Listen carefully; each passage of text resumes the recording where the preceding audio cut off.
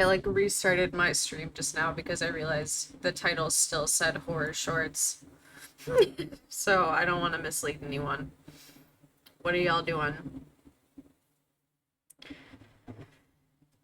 Just hanging out, so trying to see how everyone's doing basically. Tonight on the Twitch is just chatting. And I don't know about y'all, but I've had a pretty fucking rough day. It's not been as good as I would have liked it to be, at least like chill wise. But you know, what can you do these days? That's just how it goes, I guess, right? I was considering if folks aren't feeling very chatty, to continue reading that book, The Lonely Century, because we haven't read it in a while. But what are y'all up to? We can figure out if that's something folks are into.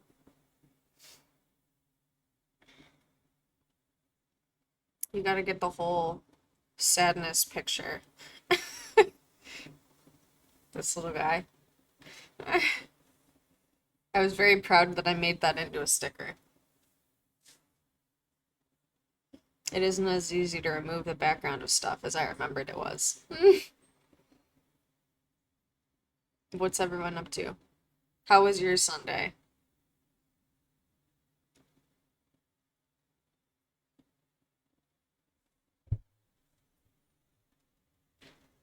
I had to do shit like all day.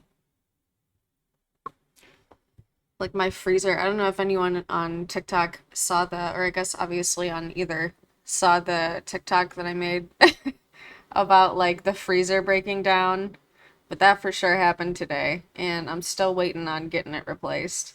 I like took all the shit out of it earlier and thought that they were gonna replace it today because they alluded to the possibility that they might. And then that's when they said like, "Oh, well, we're gonna try to do it today, but it may not be until tomorrow morning." And I was like, "Great, hope my food doesn't spoil." Like, because I looked into it more, and I guess that isn't something the landlords are like liable for, even if obviously they provided the freezer. So, what can you do, I guess?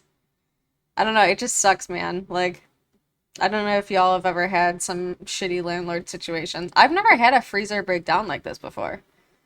So I really didn't see it coming. But stranger things have happened, I guess. Yeah, that's some bullshit. Like, I get it, it's a Sunday, but like, you're a landlord, man. Your job is to like potentially always be ready to fix something that you own. You can't just let people have like no freezer. It's just not okay. Like, we're human beings. Like, y'all are so quiet.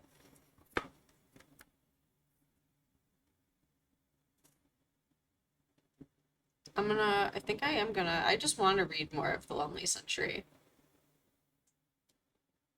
I forget when, it's been at least a week, I think. Because I think I read some of it like last Thursday, but like before reading Sontag. Let me see. Yeah, The Lonely Century by Narina Hertz. If y'all stay so quiet. I can't really chat so much just to myself, so I think we'll probably do that. We left off on looks like chapter 5, which is called The Contactless Age. Let me pull up if this is the route we're gonna go. Let me pull up the write-up of it so that if anyone comes in, they'll know what exactly we're doing. Oh, and reminder, I started captions, like this is live populating what I say. So if anyone could benefit from that, definitely check out the Twitch because the captions are over there. All right, The Lonely Century. I hate when it just like strangely capitalizes mid-sentence. Okay. Oh, nice. Okay, it's the exact same thing. I forget she has this great write-up like on her website. So let me. Okay, nice. Yes. All right, good. It's already in order.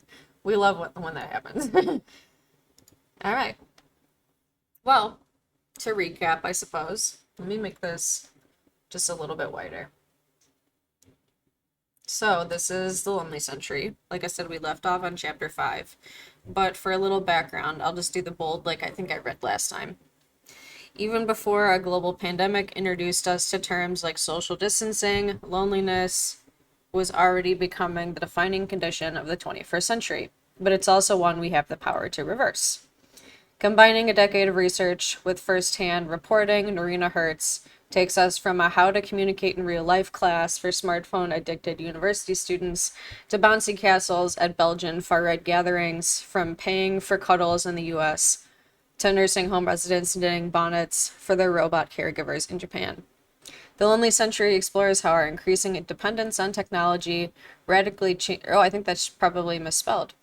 Radical changes to the workplace and decades of policies that have placed self-interest above the collective good are damaging our communities and making us more isolated than ever before.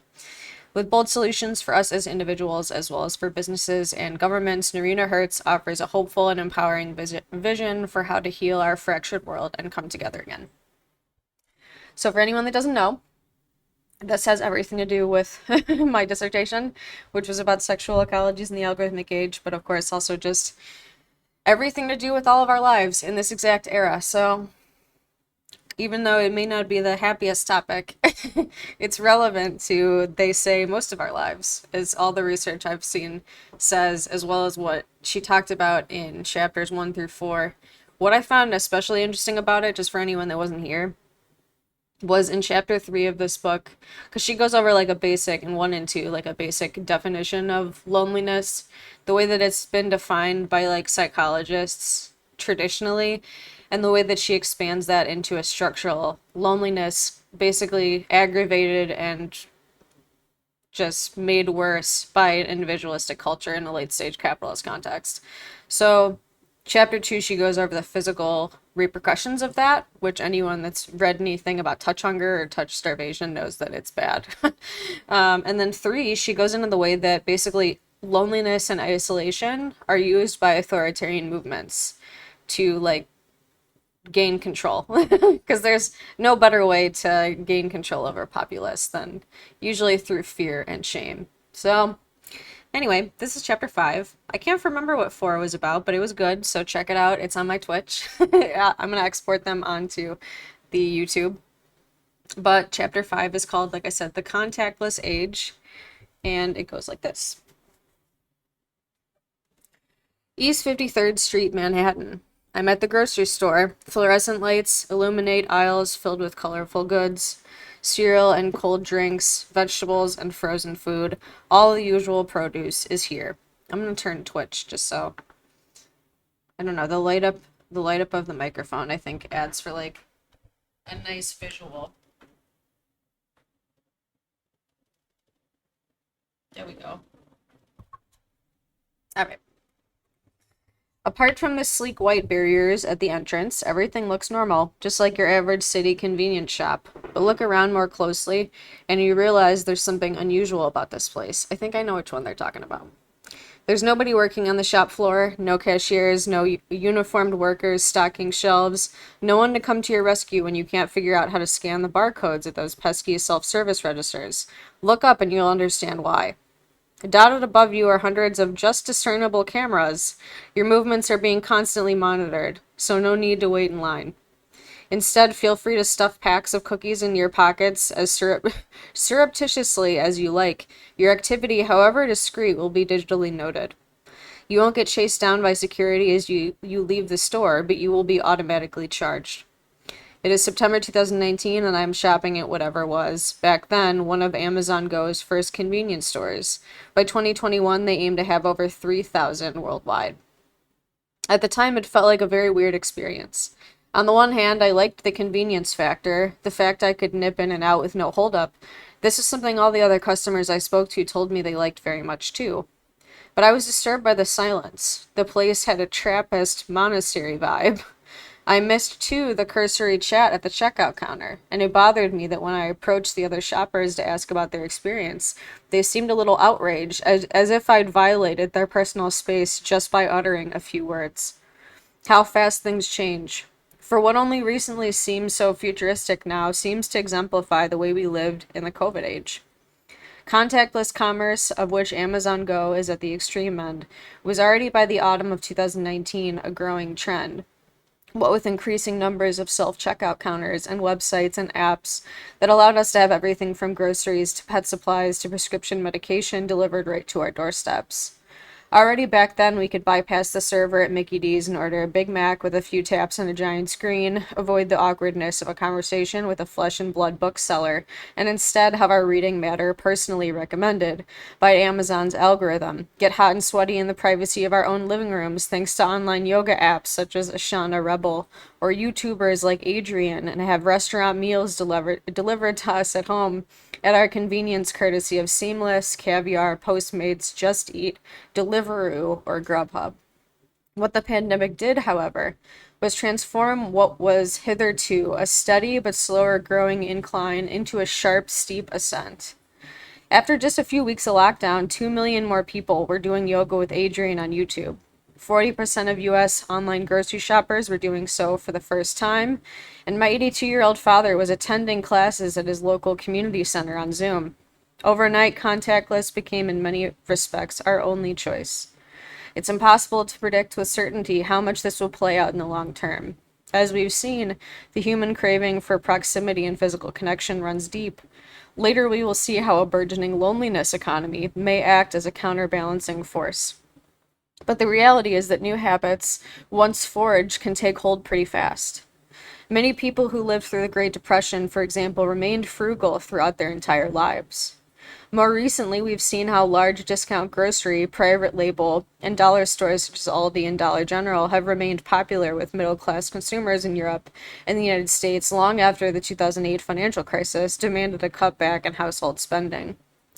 Given that consumers' concerns about infection are likely to persist for some time yet, and that many people's experiences of contactless retail and leisure during lockdown were largely positive, a function of both the convenience and increased choice they provide, it is likely that the demand for at least certain categories of contactless encounters will remain strong as the world rebuilds post-COVID-19. Again, I don't agree with the language that she uses in this book, but it's her book. Many who first experimented with contactless during lockdown are likely to continue with what might be called low human touch, especially as businesses have now invested in technology and working practices that limit customers' interaction with their staff. Already in April 2020, restaurant chains were developing technology to enable customers to pre-order and pay without contact with waiters, and apps that allowed drivers to pay at gas stations from inside their car were gaining in popularity. Many companies paying close attention to the bottom line will have good reason to maintain these changes in consumer habits, given their associated labor cost savings. This will be particularly so while fear of future lockdowns remains. Social distancing continues to be official advice, and the economy is perceived as fragile. If I remember right, this came out in 2021. The institutionalization of contactless living gives me real cause for concern. For the more the human is exercised from our daily our transactions, is not inevitable. Wait, hold on, let me reread that. For the more the human is exercised from our daily interactions, is it not inevitable that we will feel lonelier? If our brisk urban life is no longer broken up by chats at the cash register or banter with the barman, if we no longer see the friendly face of the person behind the deli counter making our sandwich, or our yoga instructor's encouraging smile when we do our first successful handstand, if we lose the benefits of all those micro interactions that we now know make us feel more connected, is it not inevitable that isolation and disconnection will be ever greater? Okay, yeah, I think maybe what she talked more about in 4, if I remember correctly, is like that third space importance and like the way that, of course, like these things are usually undervalued, but is obviously like more important than we realize. Because you see them all the time and they influence you, like the acquaintances, at least in a pre-COVID kind of world. Moreover, the danger is that the more we do that is contactless, the less naturally adept we will become at connecting in person. For although such innovations will undoubtedly make life safer, at least for a time, and more convenient, or in tech speak, more frictionless, our rubbing up against each other is both what makes us feel connected and what teaches us how to connect. Even something as simple as silently negotiating who passes first in a grocery aisle or where to place your mat in yoga class forces us to compromise and take others' interests into account. Again, this has ramifications that go beyond the personal or individual. Think back to our lonely mouse lashing out when he was bothered by another. So, for anyone that wasn't here, or for anyone listening later, of course, also, there was the part in the first reading of this, because I think we did read 1 through 4 in a single reading. But basically, there was a study they did where like a mouse was left alone for 3 months, I think, and then when they tried to introduce another mouse, it like lashed out at the new mouse. Or of how much more hostile and threatening our environment feels when we don't feel connected to our neighbors. In the contactless age, the danger is that we will know each other ever less, feel less connected to each other, and thus be increasingly indifferent to each other's needs and desires. We can't break bread together, after all, if we're sitting at home eating Grubhub on our own. But contactless living is not just a function of technological advances, consumers' craving for convenience, or even the coronavirus is imperative. Way before COVID-19 struck, we had been building a world of separateness and atomization. Hostile architecture. At first sight, it's just what it seems. A shapeless concrete oblong bench. If you're sitting a place, wait, if you're seeking a place to sit only briefly, you can do so on one of its slightly slanted tiered surfaces. But if you're looking to do anything else, its shapelessness starts to seem conniving. Try to lie down, and a corner will always be poking into your side. After 15 minutes or so, even sitting feels not quite right.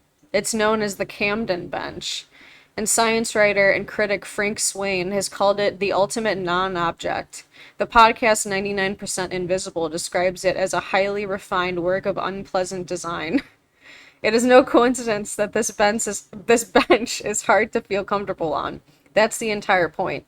If you make it difficult for a houseless person to get rest, they called it the other thing, but I think that it's more appropriate.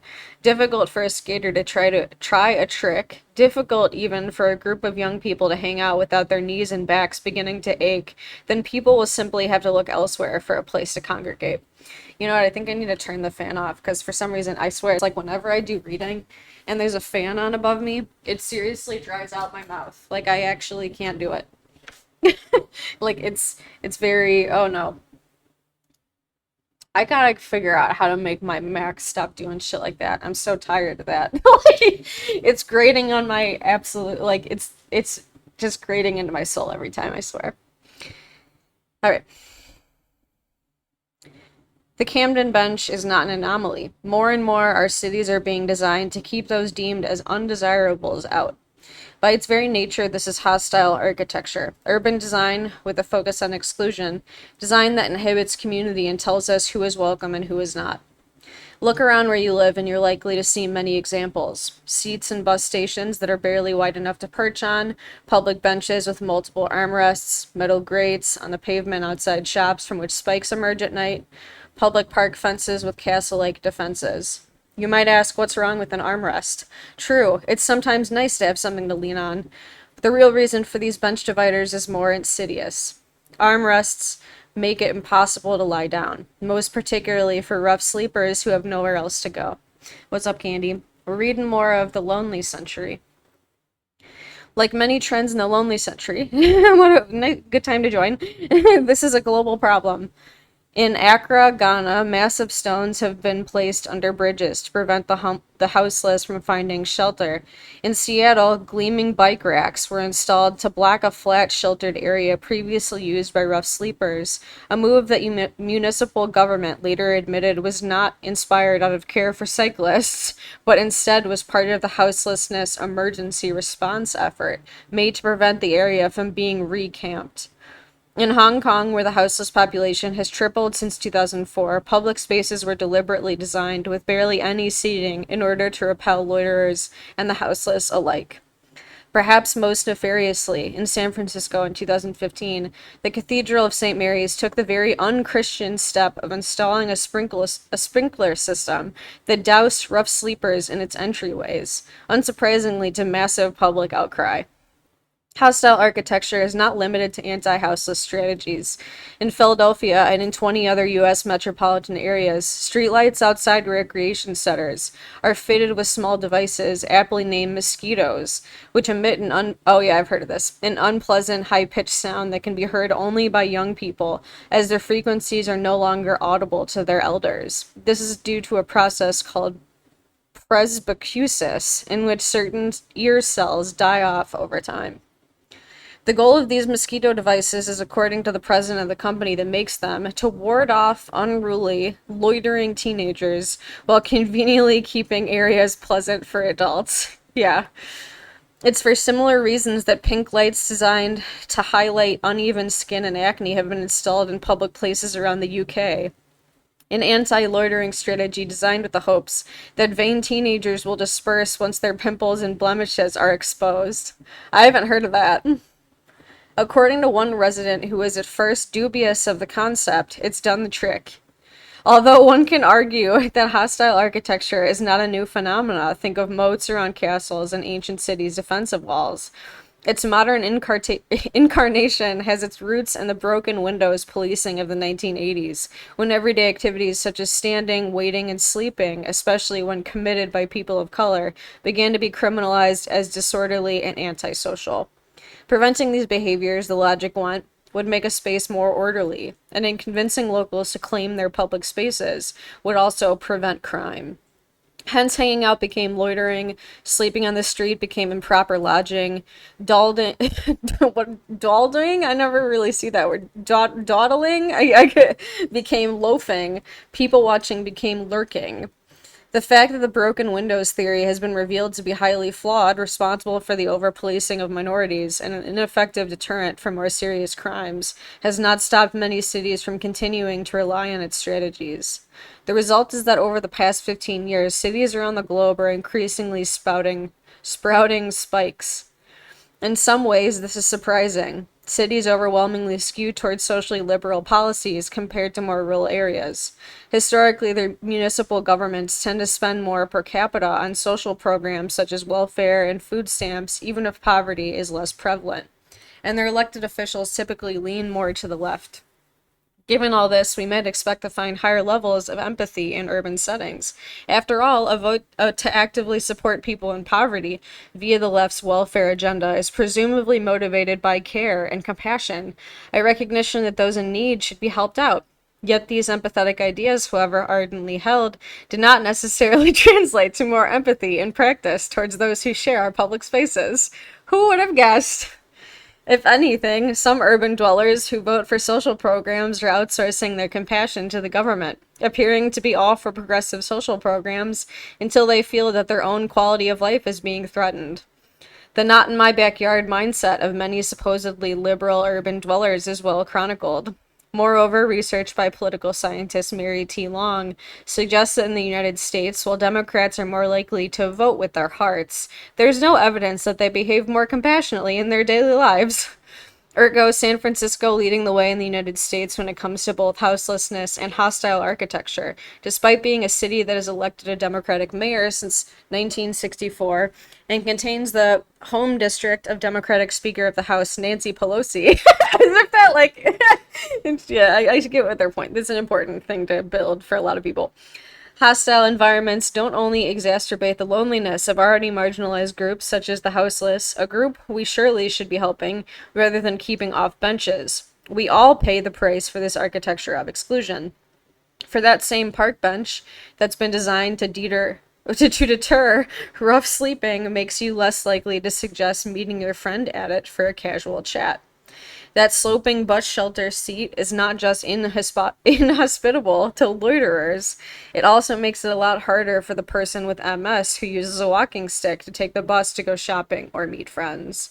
The Camden bench that repels skateboarders also repels the elderly person who might in the past have spent a pleasant afternoon sitting in the sun, chatting with shopkeepers on their lunch breaks, or passing children, those stalwart figures of community that urban planning activist Jane Jacobs called our eyes on the street. In taking up the morally dubious task of protecting neighborhoods from those deemed undesirable, hostile architecture denies us all shared spaces in which to sit together, hang out together, come together. It's ironic that a strategy aimed to protect community may well do the very opposite. Hidden exclusion. High-pitched sonic deterrents in shopping malls, concrete slabs masquerading as benches, and water sprinklers assaulting the houseless outside churches send a very clear message about who is invited in and who is not.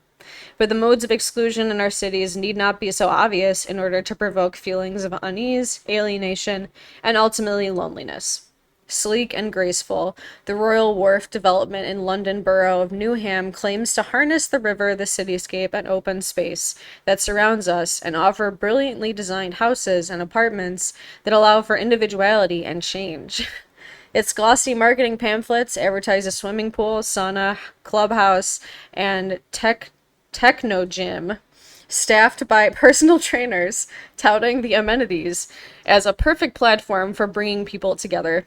From the outside, this verdant riverside neighborhood, designed from the inside out to make life function better, certainly appears to be a luxurious haven.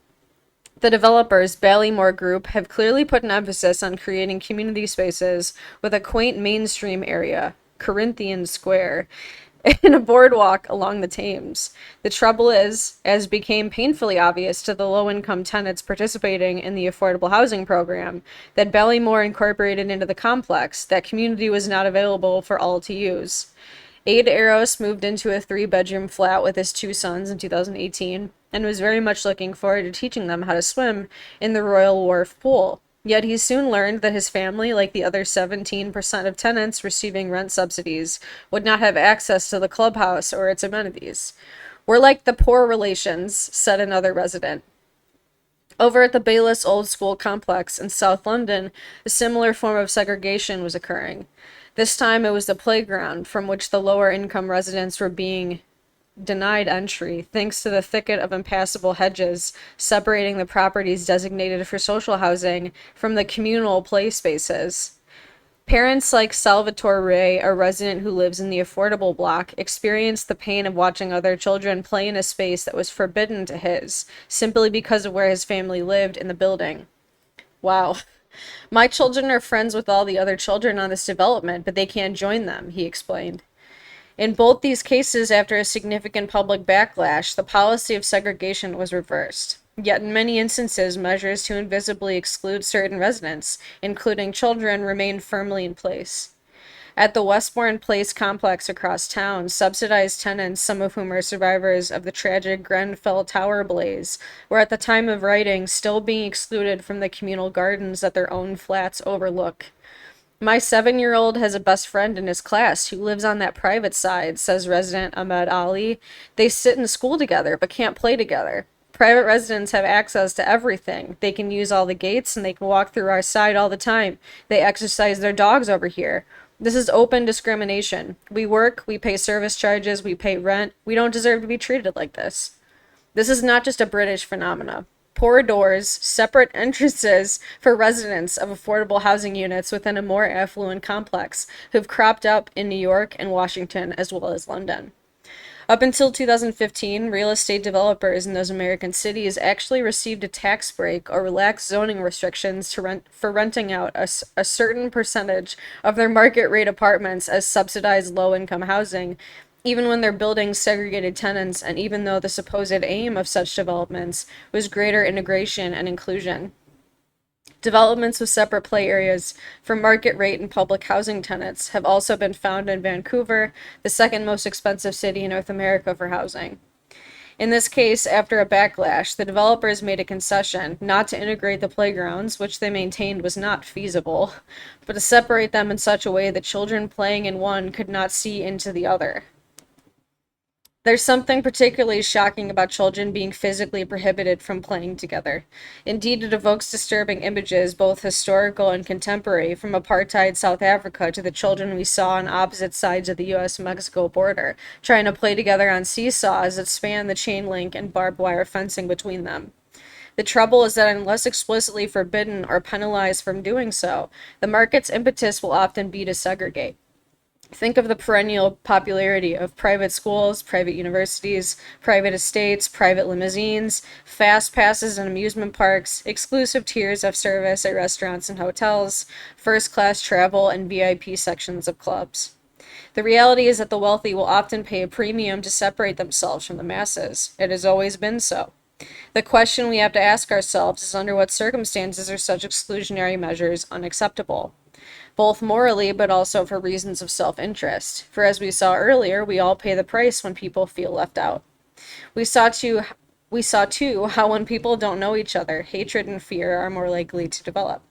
It's well known that the strongest anti-immigrant sentiment is often found in areas with the fewest immigrants, areas where people are much less likely to encounter an immigrant in person, interact with them, form a relationship with them. If children of different income groups, backgrounds, and ethnicities are not able to play together, even within their own blocks, are we not therefore setting ourselves up for ever more fragmentation and social division? There has been a long prevailing belief in sociology that the more diverse a community is, the less its members trust each other. But recent research on London, possibly the most ethnically diverse conurbation, I can't, they broke up the word in a way that I can't make sense of, conurbation on the planet, has laid this myth to rest. For while this impact on levels of trust may occur when smaller subsets of these communities do not interact with each other, the researchers found that the more the different ethnic groups come into contact with each other, the stronger social cohesion becomes. In fact, in ethnically diverse neighborhoods, the researchers concluded those who report having frequent contact with people in their neighborhoods are considerably more trusting of people in general, including strangers, not only people in their immediate locale, than those who have little or no interpersonal contact, irrespective of which ethnic group they belong to. In short, those daily face to face interactions with people different from us make it easier to see what it is we have in common, rather than what sets us apart. For this lonely century to become less so, we need more contact, not less. This is why one of the most worrying trends when it comes to our urban environments in recent years has been the slashing of public funds for places where we all can commune, whether youth centers, libraries, community centers, parks, or playgrounds, a trend that accelerated as governments cut spending in the aftermath of the 2008 financial crisis and subsequent downturn. In the UK, a third of youth clubs and nearly 800 public libraries have shut down since the 2008 financial crisis. Across the nation, 41% of adult daycare centers, a lifeline for the elderly and vulnerable, some of the loneliest in society, have closed in the decades since the crisis. Public parks, spaces in which for over a century people of all stripes perambulated and mingled, lost £15 million, $18 million in local funding between 2017 and 2019 alone.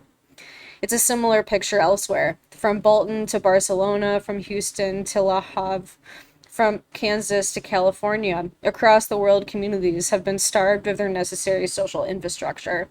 And this problem is typically worse in cities than elsewhere. For people to feel united, there need to be well-funded and cherished public spaces where relationships can develop, evolve, cement, including with people different from us. Spaces where we all can interact, regardless of race, ethnicity, or socioeconomic background. We can't join together if we don't interact with each other. We can't find common ground if there is no ground for us to share. That's what upsets me so much about her language in this book, if I'm being honest, because she literally is using, and again, it's just 2021, so I know that, like, who knows, maybe she uses different language now, I don't know. But, like, the fact that she's kind of not making explicit the way that obviously now, especially with the emergency order being closed, that, like, disabled people are being left to die, and it's just not that fucking simple. Like, we all can't just actually safely be together in a very serious way. So that's what I'm going to talk about more extensively in my own book, which this isn't, of course, the immediate market of 2 years later, at least. This needs underlining because the temptation for governments and local municipalities over the coming months and years will be to further decrease public spending on such spaces, given the new wave of economic constraints we face. Thank you, Candy. If we want to start to repair the social divides that became ever more visible during the coronavirus pandemic, we cannot let this happen. The refunding and re-energizing of public spaces that have had the life sucked out of them since the 2008 economic downturn must be non-negotiable. And this isn't simply about refunding existing public spaces. Governments, local and national, must commit to putting inclusivity at the heart of new building projects, but I guess progress too. A Chicago initiative spearheaded by Mayor Rahm Emanuel during his tenure provides an inspiring example of what local municipalities can do. There, three new public housing developments have been designed to incorporate branches of the Chicago Public Library. The library serves as a community gathering place, an intergenerational nexus, and a place where people from different socioeconomic backgrounds come together to read, be read to, watch films, and simply enjoy being part of a community environment. Children whose parents are on government assistance are just as welcome in these spaces as those whose families are living in market rate apartments, potentially even right next door. Chicago is breaking the mold, Emanuel said, when the commissions were announced. Bringing world-class libraries together with housing builds stronger neighborhoods and provides a place for all community residents to gather, share, and succeed. Indeed, the presence of the library is already having a positive impact on social cohesion, for instead of resenting the sudden appearance of new housing projects in their midst, the existing, usually relatively affluent residents actively see the development as a boon for their own community, their children, their space. Sometimes, whenever you hear about affordable housing coming into your neighborhood, some people can be very, well, yes, that's all right to provide someplace else, but not in my backyard. But the community was very supportive, says Doug Smith, the managing principal of the architecture firm that designed the space. I hope it will help people who don't have financial security to better their circumstances, agrees Shelley McDowell, a frequent Chicago Public Library user as a homeschooling mother. And for the people who are more affluent, I hope it educates them about other communities and builds bridges between those different social statuses and communities. The library developments in Chicago are powerful indicators of hope. They show that there are ways we can overcome the atomization of the city and that the physical environment can have a massive impact both on how we interact and who we interact with. There's another way governments can intervene. Recognize the critical role that local stores and cafes play as community hubs and centers of gravity for our neighborhoods. Well, we can't leave it to the market to be the sole custodian of society, especially as inclusivity is, as we've seen, not its concern. It's important to acknowledge the vital role that local businesses play in mitigating our collective loneliness. I'll come back to that role the private sector can play in revitalizing community in more detail later. But what's clear is that given how devastating the coronavirus pandemic was to the local business district, governments will need to provide neighborhood stores with very meaningful support if they are to survive. Again, there are precedents to draw upon. In Roeselare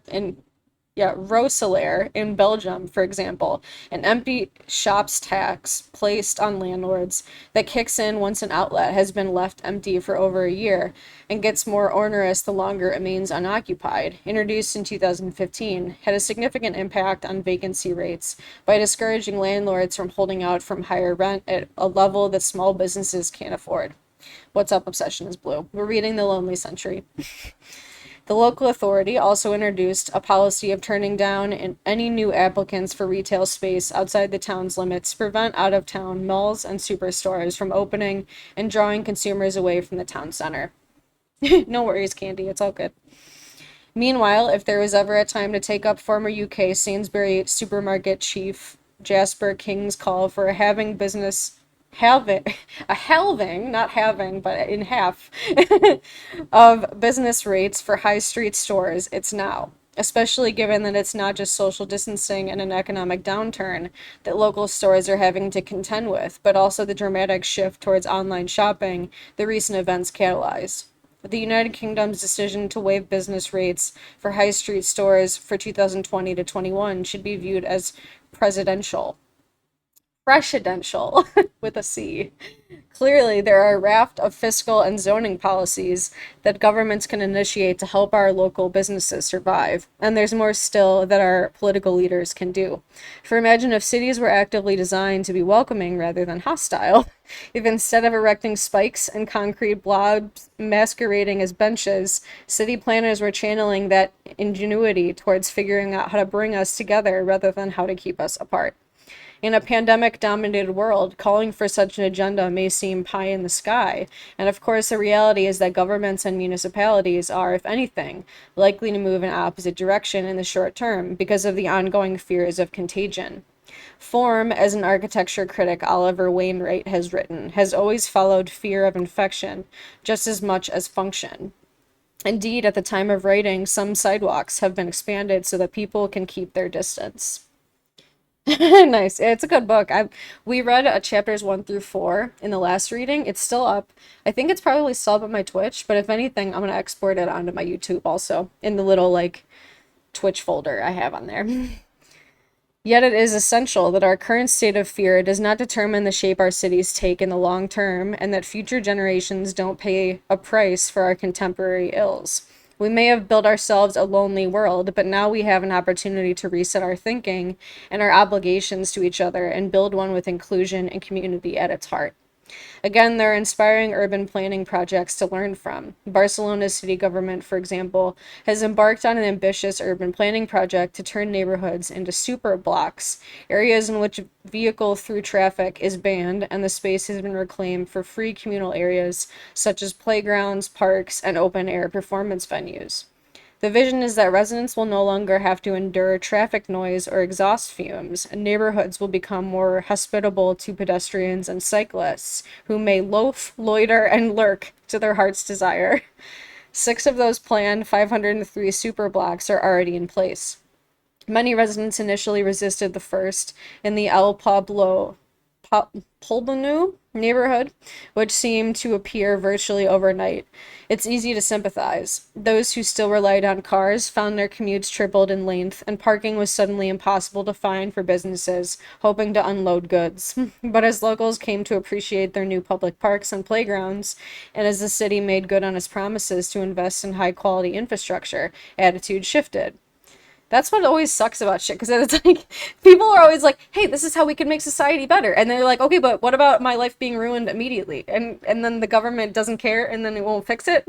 It's like, yeah, but that's not a reason not to fix things. Like, shit needs to get done.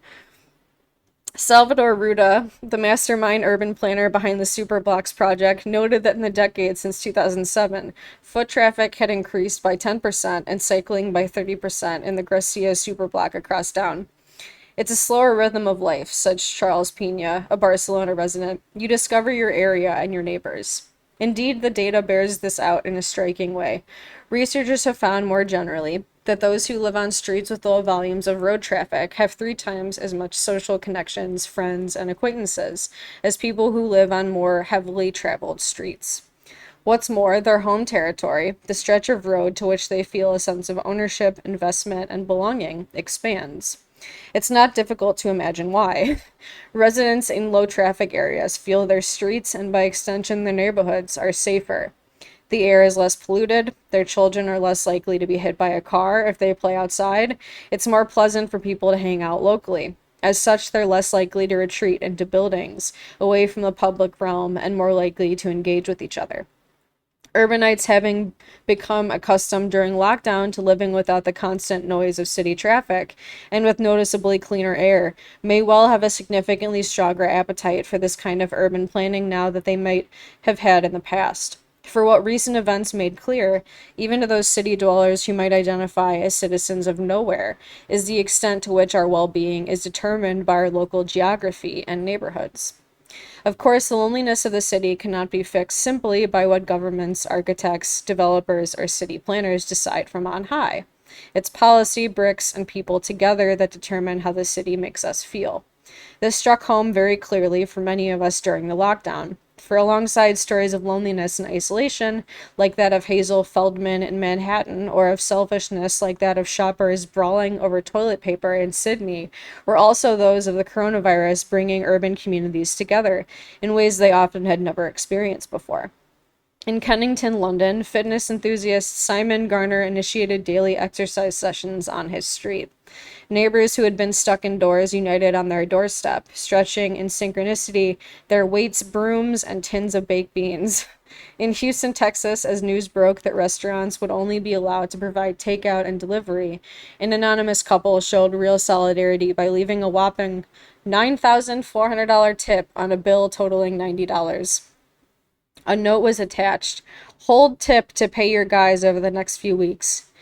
In Madrid, a taxi driver was lauded for ferrying patients to the local hospital without charge. In the United Kingdom, the United States, and elsewhere across the globe, many of us stood once a week outside our front doors, on our balconies, or at our windows, united in our clapping and whopping and beating of pots and pans to express gratitude to those battling on the front line against COVID-19. This reads differently a couple years later for sure.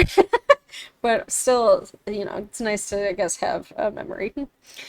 We must never forget that even in a globalized world, we need the roots of our local communities to be strong. If we want to build upon the solidarity so many of us experienced in our neighborhoods during the pandemic, again, language that is not okay and needs to be updated, and also express gratitude to all those local traders who fed and nourished us during our lockdown, there are commitments we will have to make. Community is something we have to actively co-create in order for all of us to feel the benefits. We need to support our local cafes, even if that means paying a little more. Seeing this is akin to a community tax, a small price to pay to help protect and nourish our neighborhoods. We need to commit to shopping at least some of the time in local stores rather than online, with the knowledge that without our patronage, it will be impossible for them to stay afloat. And if we want our locale to feel more cohesive, we need to commit to actively engaging with people who are different from us.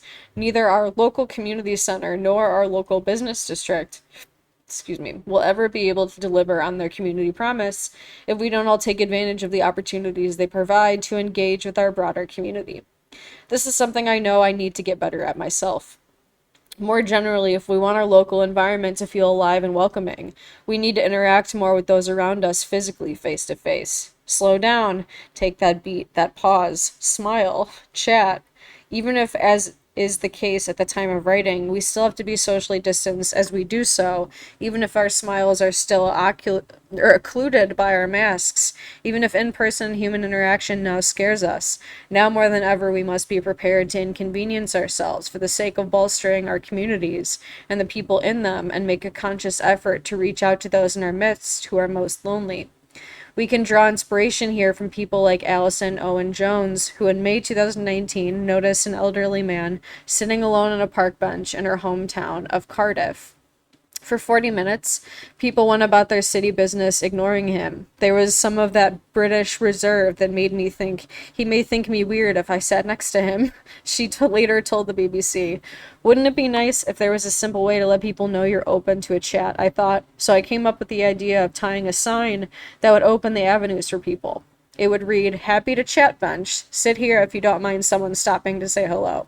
And people did. Not only that, Owen Jones ended up working with a local charity and police force to set up permanent happy to chat benches all over Cardiff. Sounds like propaganda to me. This was more than just a way to get people to talk to one another. It helped people feel listened to and seen, especially those who are normally looked right through. As Owen Jones put it, all of a sudden you're not invisible anymore. That was chapter 5. Like I said, I got plenty of critiques of this book and expansions that I'm going to write into my own, because I know it's 2 years later, but the language of her already referring to the pandemic as over is problematic 2 years ago. It's even more problematic now, but that's no good. You can't do that shit. And then claim to write a book that's like, well, we can individualize our way out of it. I don't know how this bacon guy is. How you doing, Team Pat Bacon? All right, we got chapter 6, Our Screens Ourselves. Scottish polymath David Brewster was one of the most eminent scientists in Regency Britain. A former child prodigy at the University of Edinburgh, he had a lifelong fascination with optical devices and constructed his first telescope at the age of 10. An evangelical at heart, he initially pursued a career in the Church of Scotland, but found public speaking too stressful. He once fainted at a dinner party when invited to say grace. Instead, he turned to a different kind of evangelism for science. In 1817, Brewster, by now a Fellow of the Royal Society and winner of its prestigious Copley Medal for his contribution to the field of optics, patented a philosophical toy that used angled mirrors and small pieces of colored glass to create beautiful symmetrical forms. This device, he hoped, would allow people to amuse themselves while simultaneously observing the wonders of science. Brewster's invention, the kaleidoscope. Damn! From the Greek kalos, beautiful, and eidos, form, took off beyond his wildest dreams. Imagine being the creator of the kaleidoscope. Like, almost overnight, Britain was crippled by kaleidoscope mania. All ages have their kaleidoscopes. The young, the old, all professions, all occupations, all nations, all governments, all sects, all parties, exclaimed with the literary Panorama and National Register in 1819. Sarah Coleridge, teenage daughter of the poet Samuel Taylor Coleridge, was among the instrument's many enthusiasts. After a visitor brought this very curious toy with him from London, she enthused to her friend and fellow Lake District resident Dora Wordsworth. You look through a hollow tube and see at the end little pieces of glass in all sorts of beautiful forms. These forms vary as often as you shake the tube, and if you are to shake for 100 years, you'd never see exactly the same again. Kaleidoscope mania rapidly spread to the European continent and beyond. I think I gotta drink water. I was about to say, like, European. That's not how you say words. I had a coffee. I mean, I still have this coffee right here, but I can feel myself, like, especially caffeinated right now. So I feel like I'm probably reading a little faster than I have been.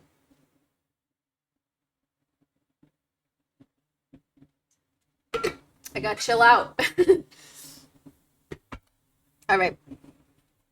Oh, god damn it. I swear, it's like when my mouse just moves the slightest inch, it does that shit. And I went into my display. I know Twitch can't see it probably, but TikTok can always see it. I just fucking hate that my mouse does that shit. I tried to turn it off so it doesn't switch into like another thing, but I don't know how to turn this off. Anyway, where were we? Oh yes, Brewster estimated that 200,000 were sold in London and Paris within 3 months, and large cargoes of them were sent abroad, particularly to the East Indies. Soon, American magazines were filled with articles about the wondrous new contraption. This beautiful little toy, with its marvelous witcheries of light and color, spread over Europe and America with a furor, which is now scarcely credible, recalled Brewster's daughter, Margaret Gordon. For Brewster, however, the kaleidoscope's mass popularity, what today we would call viral success, was a bittersweet experience. An early victim of piracy, he barely profited from the invention. As soon as he partnered with London manufacturers, cheap knockoffs flooded the market. Moreover, his innocent toy soon began to draw criticism for its relentless hold on people's attention. Commenting on the all-consuming nature of the fad, the literary Panorama and National Register mockingly observed that every boy in the street studies his kaleidoscope, though he bumps his head against a wall. So this is just the ye old smartphone, because all the criticisms are always the same shit. An engraving from the time entitled La Kaleidoscope Manie, ou Les Amateurs de Bijoux en Glace, picked up the theme, depicting people glued to their kaleidoscopes, so distracted that they don't even notice their companions being courted behind their backs. Detractors saw the kaleidoscope as an expression of a mass consumer culture that could be all too easily distracted by the shiniest new baubles and sensations. As Percy B. Shelley put it in 1818, when his friend and biographer Thomas Jefferson Hogg sent him new instructions on how to make a kaleidoscope. Your kaleidoscopes spread like the pestilence of Livorno. I heard that the whole population were given up to kaleidoscopism. Fast forward 2 centuries, and I'm sure you know where I'm going. The revolution that Steve Jobs triggered in 2007 with the launch of the iPhone means that most of us now have a modern-day kaleidoscope in our pockets. One that is far more powerful and used far more obsessively than David Brewster's popular toy. Kaleidoscope mania on steroids. 221. That's the number of times we check our phones on average each day. I check it way more than that. In fact, I just got one of those updates where it's like, this is how many hours you spent on your phone. And I was just like, oh, so just every second that I'm awake then, I guess. Great. This adds up to 3 hours and 15 minutes of average daily use. Almost 1,200 hours a year. Like I said, significantly more than that for me now. Around half of teens are now online, almost constantly. A third of adults across the globe check their phones within 5 minutes of waking up. Many of us, we know who we are, do so if we wake up in the middle of the night, too. Digital distraction has become so bad that in Sydney, Tel Aviv, and Seoul, cities with particularly high smartphone usage, urban planners have taken drastic steps to manage public safety. Stop-go lights have been installed into the sidewalks so that pedestrians can see whether it's safe to cross without having to look up from their screens. One road in Seoul is even deploying lasers at intersections that trigger a notification on the zombie pedestrian's smartphone, warning them that they're about to step into traffic. It's an innovation undoubtedly inspired by the fact that in a 5-year trial of stop-go lights in South Korea, pedestrian injuries fell by 20% and fatalities by 40%. It seems that for some of us, the never-ending content streams on our smartphones are more compelling than ensuring we don't get hit by a car. I mean, of course, I'm not the first person to highlight the amount of time we're spending on our phones. Nor is this a blanket Luddite attack on those on those little computers in our pockets. The questions I'm posing are particular ones. How central are these devices to the loneliness crisis of the 21st century? And what makes this 21st century innovation in communication so different from those that came before? After all, each major development in communication technology, from Gutenberg's printing press to the smartphone, has both transformed how we interact with each other and not always been well received. In ancient Greece, Socrates warned that the act of writing would produce forgetfulness in the minds of those who learn to use it, because they will not practice their memory. This is what I'm always saying, because everything that like Plato had in a critique was just exactly that too. Like, he said the same shit about the written word. All right. In the 15th century, the Benedictine abbot and polymath Johannes Trithemius scolded monks for abandoning hand copying in favor of Gutenberg's press in the belief that rigor and knowledge would vanish. As a consequence, his own I can't say this, opprobrium, however, he printed it. It was the only way to get anyone to read it. That's so funny. That's exactly what I'm talking about. That's the same shit that fucking Plato did, because he's critiquing the written word in the written word. In 1907, a New York Times writer lamented that the general use of the telephone, instead of promoting civility and courtesy, is the means of the fast dying out of what little we have left. Oof.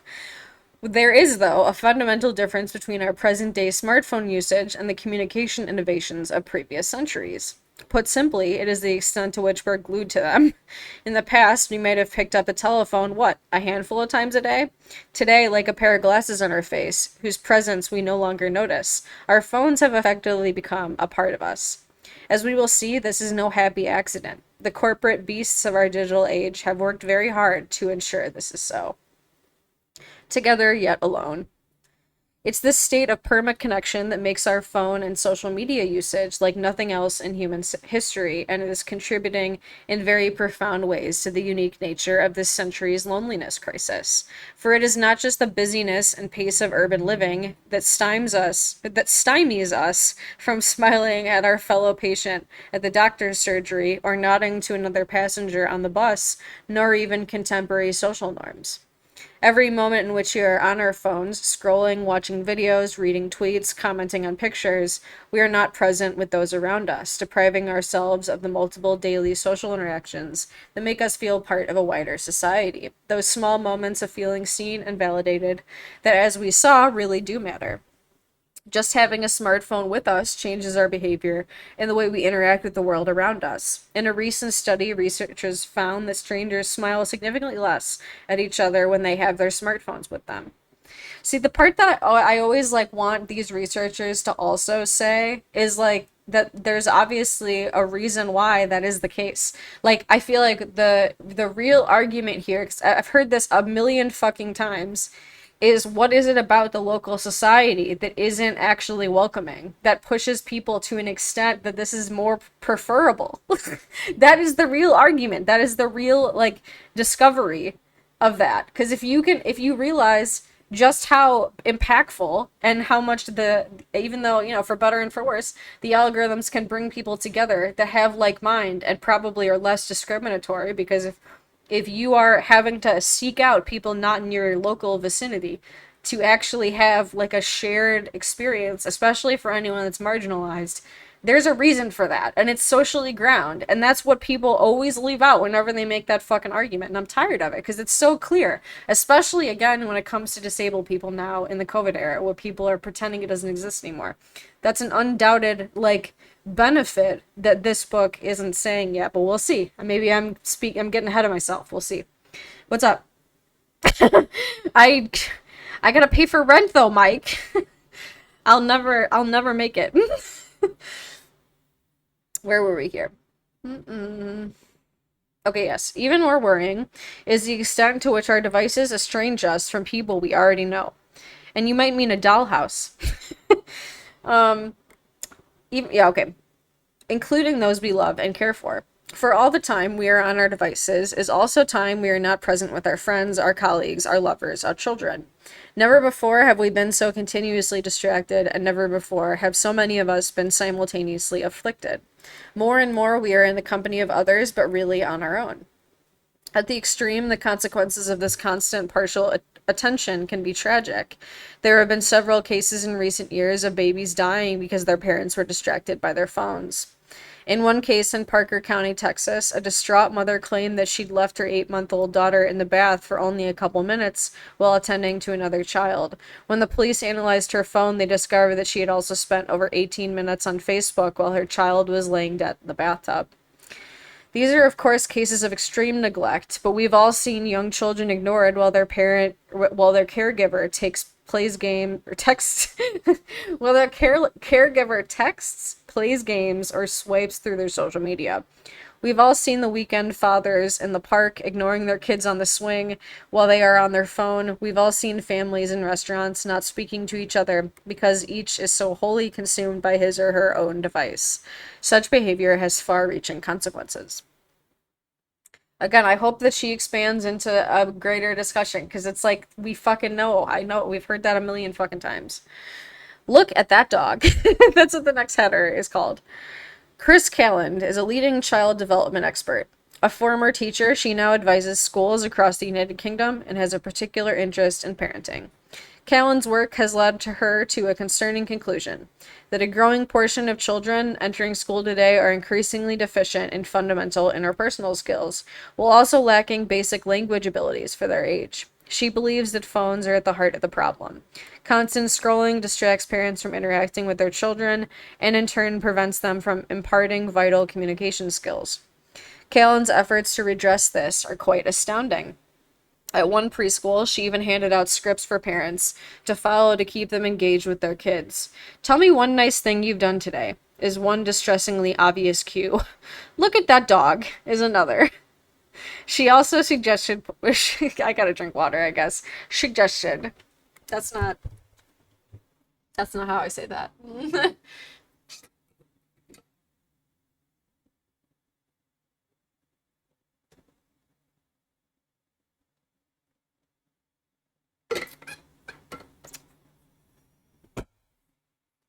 All right.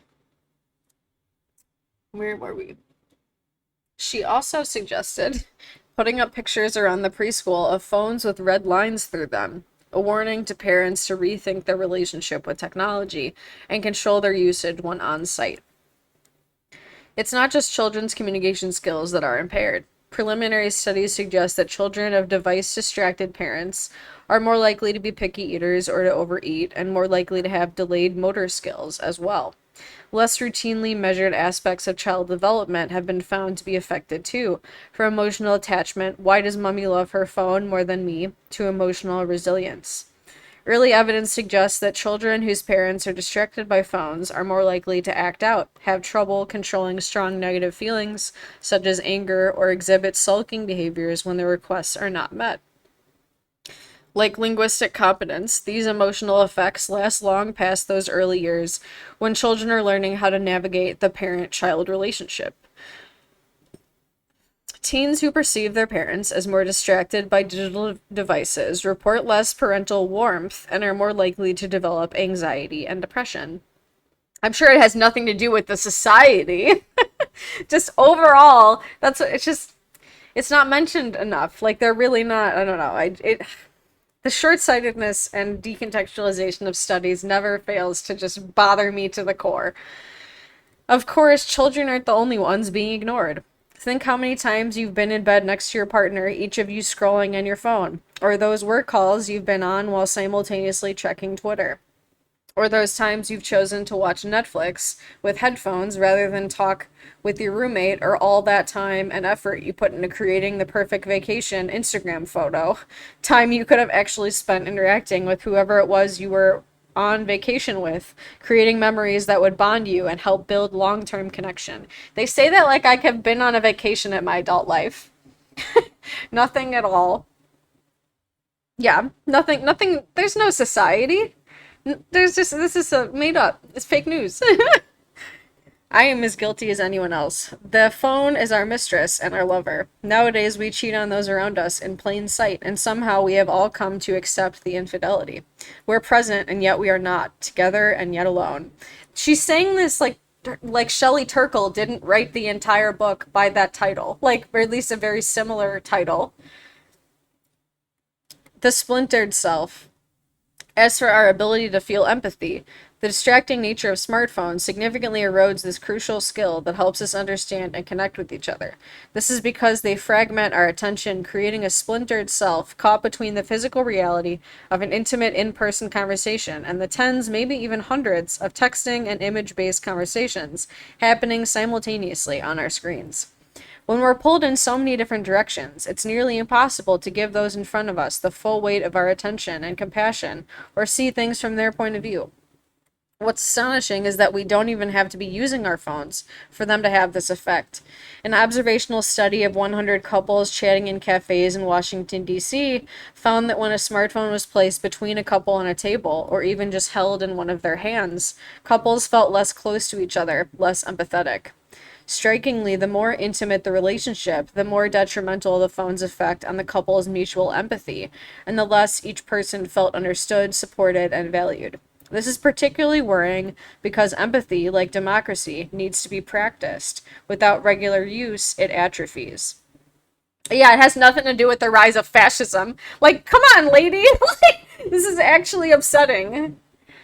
It is not just their attention-sapping quality that puts smartphones at odds with empathy. When people were asked, as part of a 2017 University of California, Berkeley study, to evaluate how human others were on the basis of their opinions on controversial political topics, researchers found that their assessments were determined not only by whether the evaluators agreed with the positive opinion, but also to a significant degree by the medium, video, audio, or text, in which the opinion was expressed.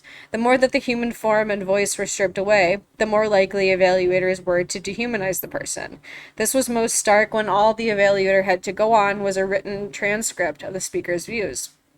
As Stanford professor Jamil Jackie puts it, thinned out interactions make empathy harder to access. Yes, this is well known. This is concerning because the clear trend over the past decade has been in one direction only, toward ever more thinned out interactions. This has been especially true of the young. See, this is how you can, I don't know, I don't get how the person in 2020 would be making a claim like that, though, because there's been a change over COVID, and she would have, I mean, it's still, I guess, early at this point, because she probably started writing this before COVID even started. But the fact that she's mentioning COVID and has already covered it numerous times makes me feel like she should have known that there's been differences remarkably since it started. And it's kind of disappointing to not see her explicitly state that. But she goes on to cite a 2018 study, so maybe that's why. I don't know. A 2018 global survey of 4,000 18 to 34-year-olds in the United States, Britain, Germany, France, Australia, and Japan found that 75% prefer communicating by text rather than phone calls, with these exchanges themselves increasingly circumscribed largely a function of design. Yeah, for reals.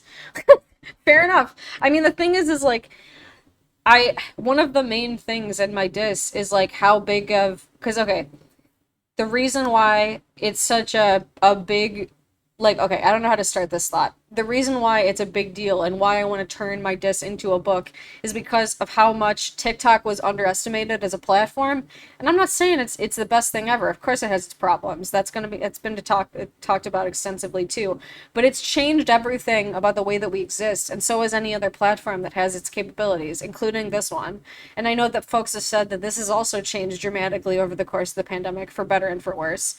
So like it just kind of sucks to see the person not mention the fact that there's way more beyond text, even though, yeah, people, I know that I've seen studies that say this as well. So maybe, again, maybe I'm getting ahead of myself.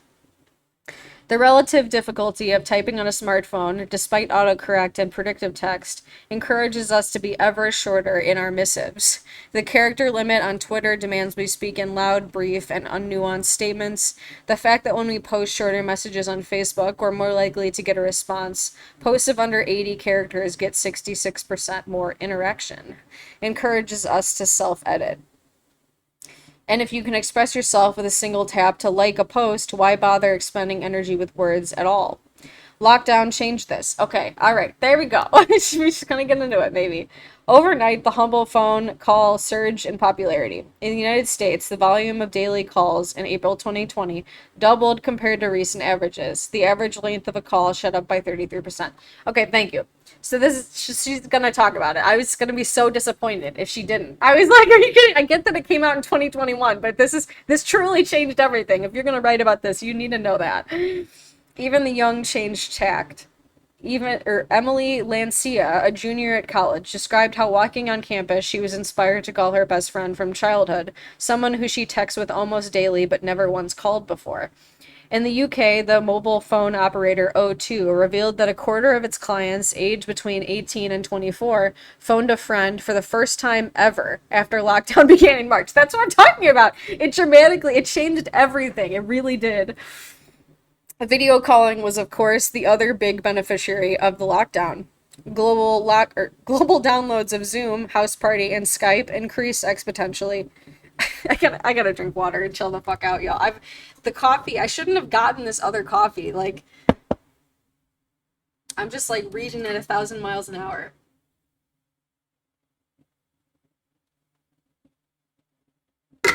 I'm glad that she's finally talking about it though. Like, it was important for her to mention the rest, so I don't know why I got ahead of myself, to be honest. Oh my god. The mouse is always doing it. Okay. Whew. Let me get my head in the game. All right. Global downloads of Zoom, House Party, and Skype increased exponentially in March 2020 as parties, quiz nights, and business meetings migrated onto video. Microsoft Teams saw the number of video calls grow by more than 1,000% that month. Some couples even began to date on video, having only ever seen each other on screen. The extent to which our appetite for voice and video-based exchanges persist beyond the immediate crisis is impossible to predict with any certainty at this point, although it's likely that business-oriented video meetings will continue for some time, given social distancing requirements and restrictions on travel. I disagree. But that's fine. But as we make choices about how we interact moving beyond the pandemic crisis, it's important to reflect upon what we lose when we make brevity our goal. Text exchanges are default, and more broadly choose to communicate virtually rather than in person. For as many of us discovered during lockdown, even video, the least thinned out form of virtual interaction, though better than nothing, is still strikingly unsatisfying. This is essentially because of the crucial role our faces play in building empathy and connection. Not only are they the most important source of nonverbal information we have when interacting with other human beings, our emotions, our thoughts, our intentions are all displayed there. Maybe. This is a very neurotypical, presume. Like, the neurotypicality is showing.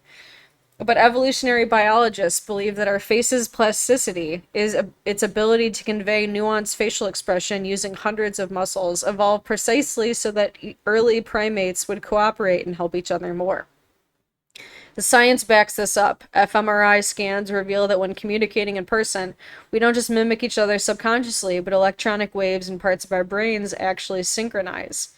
As Dr. Helen Rice, the author of The Empathy Effect, explains, when we are in the presence of someone who's experiencing an emotion, we pick up on that because other people's emotions and facial expressions and experiences of pain are actually mapped onto an observer's brain onto our own brains. I believe you. Yeah, it makes sense. I know I haven't seen much work about like sex work and COVID. I know it seems like well, actually no, I did see some. From what I remember though, it seems like folks just shifted mostly to virtual, like at least I guess this is early years though, now that I think about it. So I haven't seen anything like recently. I guess it just always depend on like what part of the market you were in. You know what I mean? But yeah, this seems very neurotypical. Like this part of the book, it's like I don't know. And it's between the lines that we know that it is, or at least they presume that it is the case. For instance, oh yeah, we already read that. Or wait, no. For instance, when we see someone else crying, this activates, if only mildly, the same area of our brain that activates when we experience sadness. That is why we feel sad when we're in the presence of someone who's very tearful or sorrowful, or why positive feelings like excitement are contagious. There's actually a neurobiological grounding for saying that most feelings are mutual. This mirroring is essential to connection and empathy. The trouble is that video, at least in its current frequently jerky, out of sync, freezing, and blurred form, denies us both the ability to properly see each other. Therapists who give online sessions have been known to ask their clients to exaggerate their nonverbal behaviors in order to communicate more effectively and to seamlessly synchronize. This is especially the case as all too often those we are communicating with aren't even looking us in the eye, either because their camera angle or because they're looking at themselves on screen instead. No wonder, therefore, after a video exchange, we may feel somehow dissatisfied, and in some cases, even more isolated or disconnected than before. As Branham, a professor in the Department of Information Technology and Cybersecurity at Missouri State University in Springfield, puts it, in-person communication resembles video conferencing about as much as a real blueberry muffin resembles a packaged blueberry muffin that contains not a single blueberry but artificial flavors, textures, and preservatives. You eat too many and you're not going to feel very good. Add to this the fact that email and text are petri dishes of misunderstanding. Literally everything is, though. Again, it's just so neurotypical. A 2016 study by the University of Minnesota found that people looking at the same emoji disagreed strongly on its meaning a quarter of the time. That's literally just how it works. That's how everything works. We never know. Opening the floodgates to miscommunication. That's what I don't remember what the background of the author is, but as a communication expert, there is no such thing as perfect communication, and I hate it when people imply that there is. Even no matter what the medium is, it's always a failed thing. Like language in itself isn't perfect. The only ways we have to communication, like to actually communicate with one another, are never perfect. That's just not how any of it works. While a series of studies have shown that sarcasm in emails is frequently taken for earnestness and enthusiasm often comes across as mocking, even the anger, the most recognizable of textual emotions, is hard to pin down precisely, including in exchanges with close friends.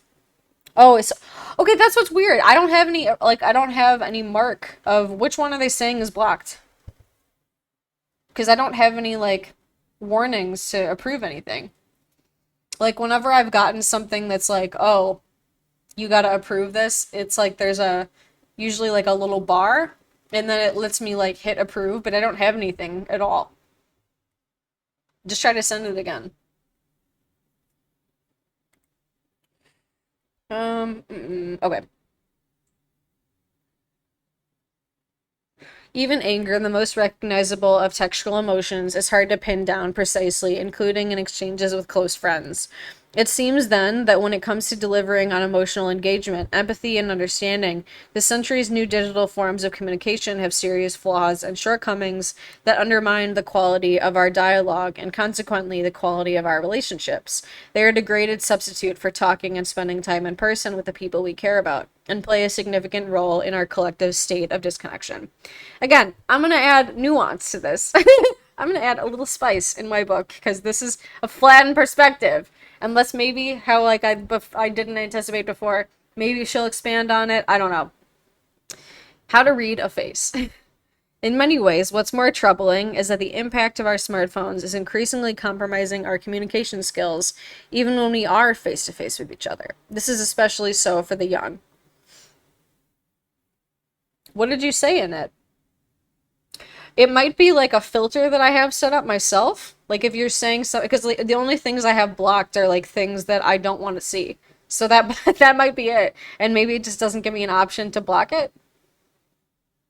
There's like certain words that I put down to make sure that people wouldn't say anything that I is like openly bigoted, but I can't imagine that would be something you're writing. So I don't know, that's my best guess, Team Fat Bacon.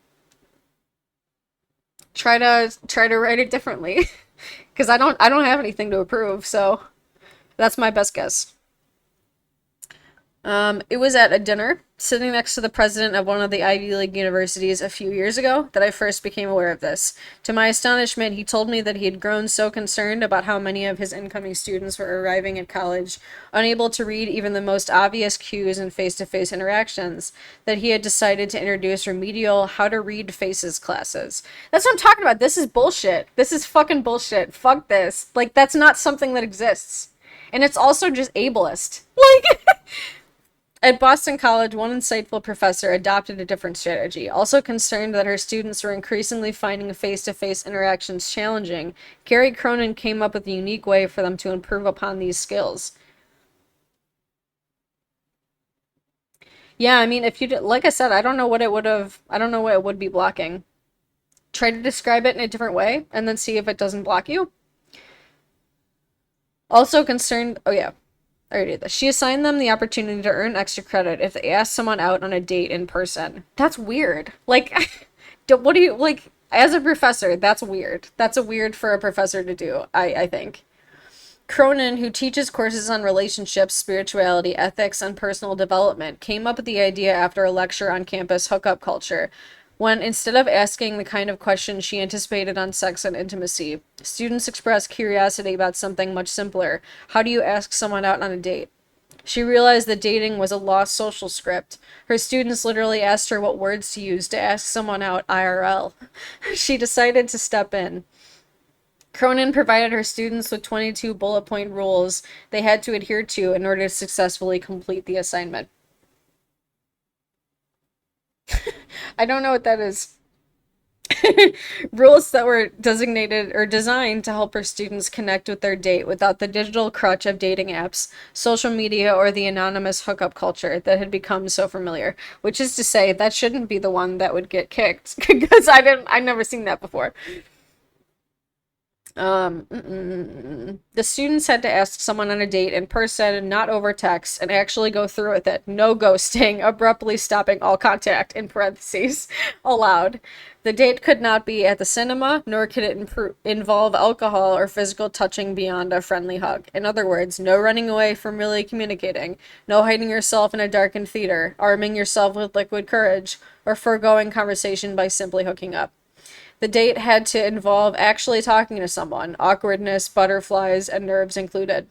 Cronin also recommended that students prepare in advance with a list of 3 or 4 questions, plus 2 or 3 topics to aid conversation. She was keen to impress upon them, too, that a lull in the conversation is natural. For a generation for whom communication and entertainment on social media are constant and on demand, she needed to explain that in real life there are also spaces for silence. This is The Lonely Century by Narina Hertz. If you go to my Twitch, that's the username that's up right here. There's on this side over here, there's the right above the book.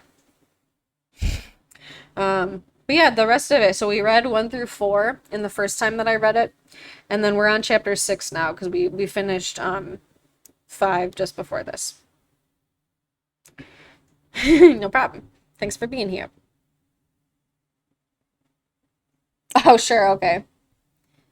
It's ridiculous that you had to like go to such great lengths to just write a sentence like that, Team Fat Bacon. That might be something that like Twitch is just doing then. But yeah, I mean that's a common thing. Okay. The challenge of in-person dating for a generation so used to communicating via smartphones that they are, as one student put it, afraid of human interaction, is not a problem confined to Boston college students. Yeah, that was ridiculous. The lanes. I mean, and it's such a basic. I mean, so they just didn't want you to write the word sex, I guess, because it seems like obviously everything else was fine. It was just I certainly didn't block that word. Like that wasn't my doing by any means. Um, I know Twitch has some really serious precautions though, just because of like sex work. They're awful. Like because the app itself is just basically negative. So yeah, even though obviously it's questionable if you see any of the like early morning content that they push, which by all means obviously get the bag, but yeah, that's a whole other conversation. um the challenge of in-person dating, or wait, no, I think I already read that. Oh no, maybe I didn't. The challenge of in-person dating for a generation so used to communicating via smartphones that they are as once. Oh no, I did read that. WikiHow, the site that typically delivers a series of concrete steps for problems such as how to write an essay, what to do if you've been food poisoned, or how to keep pets off furniture, now also provides a brief tutorial on how to ask someone out in real life in 12 steps, complete with pictures. Well, yeah, why not, right? In the same way that the calculator destroyed our collective ability to do mental arithmetic, so too does the digital communication revolution risk leaving us ill equipped to communicate effectively in person. It turns out Socrates' use it or lose it warning had something to it after all. There are signs that this deficit in communication skills is setting in at an even younger age. Children are not just being affected by their parents' smartphone use, as Chris Callan found. As early as 2010, the Peach Project at the University of Bristol established that in a group of 1,010 and 11-year-olds, those children who spent more than 2 hours per day watching a screen, either a television or a computer, were more likely to have difficulties expressing their emotions. In 2010, New York-based child psychologist Melissa Ortega noticed that her young patients were using their phones as an avoidance strategy, deflecting from her questions about how they were feeling by constantly checking for text messages. In 2012, an observational study of over 600 teachers from kindergarten through high school in the United States reported that high media use, with media defined as TV shows, music, video games, texting, iPods, mobile phone games, social networking sites, apps, computer programs, online videos, and websites students use for fun, was affecting pupils' behavior and attitudes. Like, duh! Even at the kindergarten stage, children lack in social and play skills because they are so busy with media use that they do not know how to interact face to face with others, reported one teacher.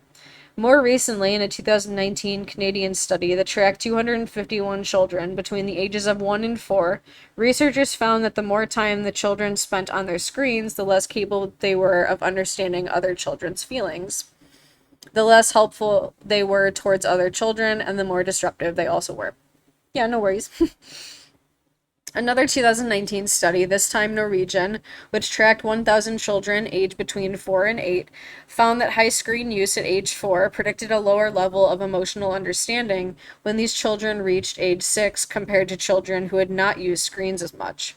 While inevitably, much depends on the extent to which screen time crowds out quality human interaction, and when a child is using their device for, and as ever, there are some conflicting views, there is also evidence that time spent away from screens enhances how children are able to relate. In a study conducted by researchers at UCLA, a group of 10 and 11-year-olds spent 5 days at an outdoor nature camp where they had no access to digital media, smartphones, TV, or the internet. Both before and after, they were given some simple tests such as identifying the emotions expressed by people in photos and videos. After just 5 screen-free days, they showed marked improvements at recognizing nonverbal emotional cues, such as facial expressions, body language, and gestures, and at discerning how people in the photos and videos were feeling, both compared to their prior performance and also compared to a group of peers who had stayed at home on screens. The researchers believed this was because, deprived of their screens, the children had to spend considerably more time interacting with their peers and the adults face to face. You can't learn nonverbal emotional cues from a screen in the way you can learn it from face to face communication, lead author Yolda T. Ules explained. Okay, well, this just has like overwhelming repercussions then on anyone that isn't able to safely go out in public anymore. And the only way that you can interact is through a screen. That should be considered, if they're actually making that argument, that should be considered a human rights violation. Why wouldn't we then go to such enormous lengths to make sure that everyone has access to any form of safe social interaction? Because if that's the argument they're going to claim, as if people individually can solve that problem, they need to make sure that it's accessible for everyone instead of forcing people into their own homes and not being able to actually interact anymore. Because that's fucking bullshit. That's the kind of shit that I can't fucking stand. If they're gonna claim that we can just individualize our way out of it, when the government is just leaving people to die at this point. If it's this big of a deal, and we've known it, and all the research I've said says that that's the case, but although of course, like I said, I make the counter arguments that there's more to the story than this. But anyway, while cautionary warnings about children and screens have been issued ever since the 1950s, when televisions entered people's homes, the problem again is likely to be one of scale. Whereas in the past, children's screen access was time-bound, today half of children by the age of 10 have a smartphone of their own. More than half of 5 to 16-year-olds sleep with their phone by their bed.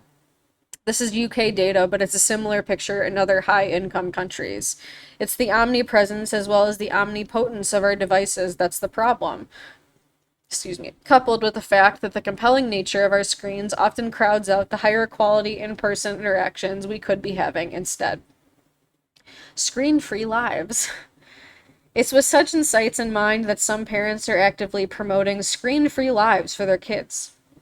Ironically, it's Silicon Valley parents leading the way. Yeah, that's because around the time that I started writing my diss, there was a flip in the class structure where basically it was a high-class privilege to be without screens anymore. So they better get into that into a serious way, because most people can't afford to do that, especially because you can't get a fucking job anymore without being attached to your screens.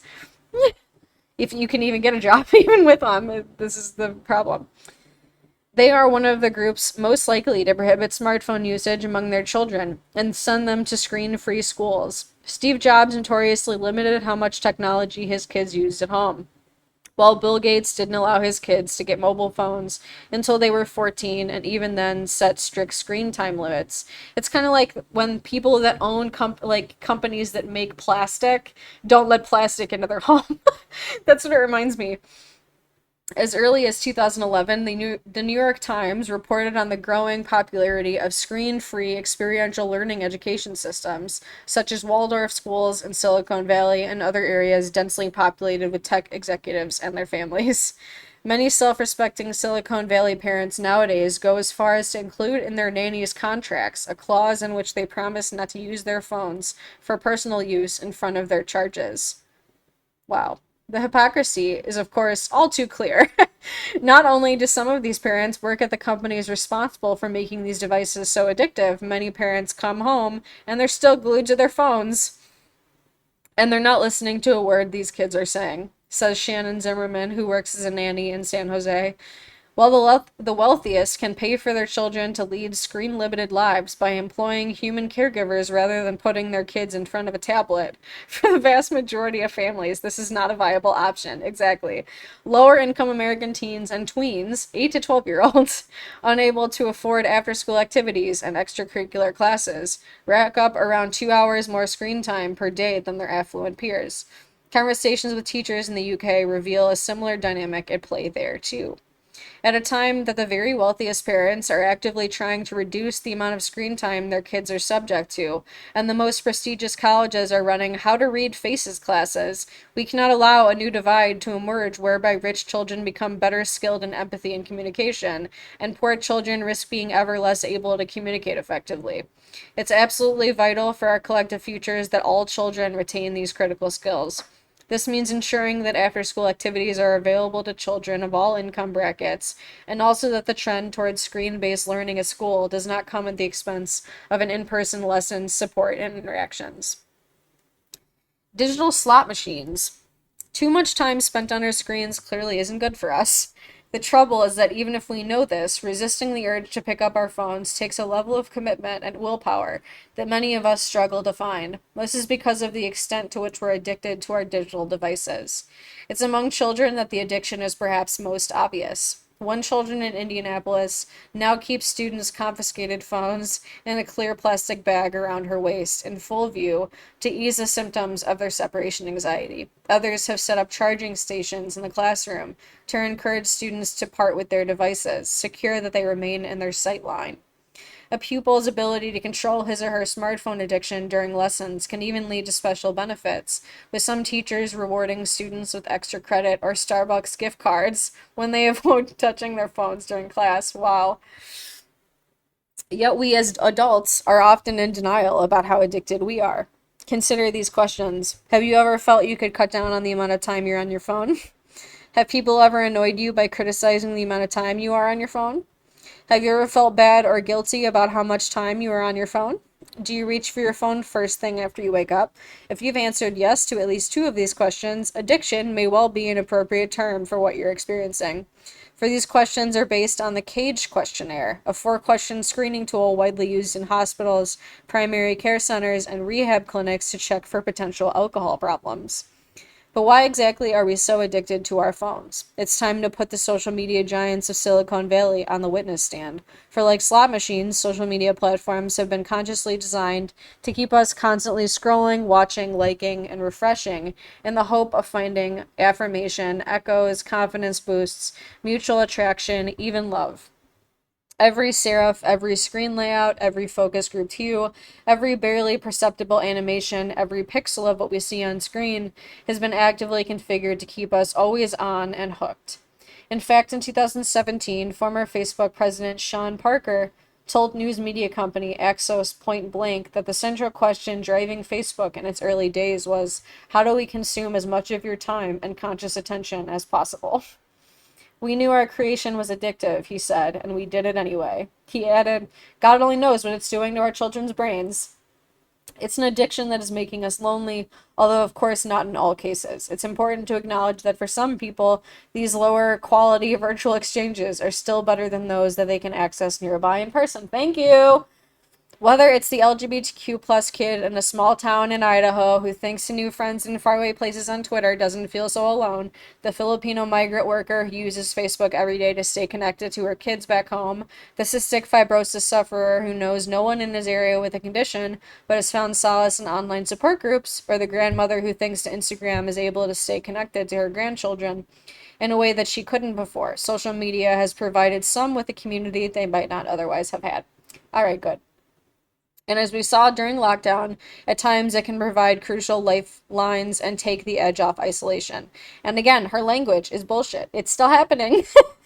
Yet numerous studies over the past decade have established a clear link between social media usage and loneliness. One study found, for example, that adolescents with higher social media use reported more loneliness than their peers. Another discovered that for every 10% rise in negative experiences on social media, college students reported a 13% increase in loneliness. A third study found that in the 2010s, American adolescents socialized in person for a full hour less every day on average than they had in the 1980s, a trend the researchers linked explicitly to the increase in social media usage. Adolescent loneliness, they also noted, had ballooned after 2011, the same year that the number of tweens, no, never mind, it's just teens, no W, owning a smartphone began to skyrocket. Whereas in 2011, only 23% of US teens owned a smartphone. By 2018, this had risen to 95%. The challenge was that although these studies demonstrated that social media use and loneliness were connected, oh, I gotta plug my phone in. Just a little ironic, right? But TikTok is frozen until I do it. So hold on. Gotta be fair. Gotta make sure all the viewers can see what's happening. TikTok, you froze because I had to plug my phone in. Sorry. There you go. You won't die. Okay, adolescent loneliness, they also noted, had ballooned after 2011, the same year that the number of teens owning a smartphone began to skyrocket. Whereas in 2011, oh wait, no, I already read that. Okay, the challenge was that although these studies demonstrated that social media use and loneliness were connected, almost every one of them struggled to determine causation. In other words, do lonely people use social media more, or does social media actually cause loneliness? Two landmark studies recently set out to answer that very question. Crucially, in these, the participants weren't simply asked to report their social media habits. Instead, they were directed by the researchers to actively change them. This meant that the effects of those changes on their behavior and mood could be directly observed and compared, and causality could be established. The results were enlightening. One of the studies found that limiting Snapchat and Instagram, along with Facebook, to 10 minutes per platform per day, produced a significant reduction in loneliness. The other, a gold standard of a study of nearly 3,000 people, in which over a 2-month period, half of the participants used Facebook as normal, and the other half, the treatment group, fully deactivated their Facebook accounts, found that the group that had deactivated Facebook didn't simply use the time they would have spent on that platform on other websites. Instead, they used the internet less overall and spent more time socializing with friends and family in person. Yeah, but all three of those fucking suck. Did they even consider that? This is another thing to consider, that all the social media sites aren't created equally. Instead, they use the internet. Okay, I already read that. Oh wait, never mind. Yeah, instead they used the internet less overall and spent more time socializing with friends and family in person. And as for how they felt, they reported more happiness, more life satisfaction, less anxiety, and to a moderate, yes, statistically significant degree, less loneliness too. When it came to improving subjective well-being, deleting Facebook was up to 40% as effective as attending therapy. That's hilarious. Meaner. The problematic impact of social media runs even deeper. It's not simply driving us into isolated digital bubbles that crowd out richer in person interactions. It's also making the world feel more hostile, less empathetic, and less kind. And this is taking a significant toll on our collective well being. Trolling, posting deliberately offensive or provocative content, doxing, spreading personal information, such as a home address, in order to enable harassment, swatting, using doxing information to call in a false hostage situation that prompts police to send a SWAT team and potentially arrest the person in their own home. A 21st century vernacular has developed to describe a whole host of new and insidious online behaviors. For while social media platforms do enable us to share moments of happiness, their design has also made them conducive to some of the worst elements of human nature: abuse, bullying, racism, anti Semitism, homophobia. All such behaviors are on the rise. In 2018, over half of adult UK internet users reporting having seen hateful content online, a 6% increase from the year before. In the UK, 1 in 3 women have experienced abuse on Facebook, and among 18 to 25-year-olds, that increases to 57%. Over the course of 2016, the most recent year for which there is verified data, again, this was 2021, an anti Semitic post appeared on social media on average every 83 seconds. I'm sure that's up now, especially now with fascism returning. 80% of these were on Twitter, Facebook, or Instagram. Especially Twitter, and probably also YouTube. It's surprising they didn't include YouTube because of just how horrific the comment sections on YouTube are. There is no sign that any of this is slowing down anytime soon. Of course, hatred and abuse are not new phenomena, but what's different is that social media pumps them into our lives in new and uniquely disturbing ways at a scale that, again, is simply unprecedented. And what's so frightening is that it rewards users for doing so. For each retweet we get provides us with a dopamine hit, the same neurotransmitter associated with heroin and morphine. It's a tiny dose to be sure, but enough to keep us coming back for more. And you know what kinds of posts typically engender the most retweets? The most outlandish, extreme, and hateful ones. Put a word like kill, destroy, attack, or murder in your post, and it'll be retweeted nearly 20% more. While it is unlikely that stimulating toxic behavior was the intention of the founders of these platforms, what is clear is that it fast became something they tolerated. For the fact is that outrage and anger are better for business. More addictive emotions than kindness or positivity, they keep traffic and through flow high, thereby increasing the likely number of ad clicks, which is how the social media companies make their money. That's why I've considered like making more posts. I have very conflicting thoughts about people that kind of reinforce like the typical bully mentality, even though obviously it's for people like I'm talking about the people that are like out there like bullying but using like actually like traditionally discriminatory tactics to bully people that are being discriminatory. I can't decide if I like that, even though of course I'm on the train for the catharsis of it at the same time. But there's something that feels still painful about it to witness in a way that I'm like, except for I'm not obviously like Yahtzees though, like fuck Yahtzees in all ways. Like, but I'm talking about just like somebody that is socialized into like those basic little things. I don't know. I get it at the same time, but there's something that still feels bad about it. I can't quite explain it. For the fact is that outrage and anger are better for business. More addictive emotions than, yeah, we already read that. It's this impact on the bottom line that helps explain why pretty much anything that will attract eyeballs is tolerated on these platforms, however dark, dangerous, or polarizing. It's the amorality of the unregulated market in action. Twitter notably did draw a line in the sand on May 29, 2020, when it hit President Trump's now infamous "when the looting starts, the shooting starts" tweet behind a warning message on the basis that it glorified violence. Facebook, however, left the very same post up on its platform. Their rationale: this wasn't about morality, it was about freedom of expression. It is not only adults being affected by a design ethic that both incentivizes us to deliver ever more outraged and divisive messages and enables us to so easily find community in hate. For children, social media has also become home to abuse and bullying on a distressing scale. In Singapore, 3/4 of teenagers say that they have been bullied online.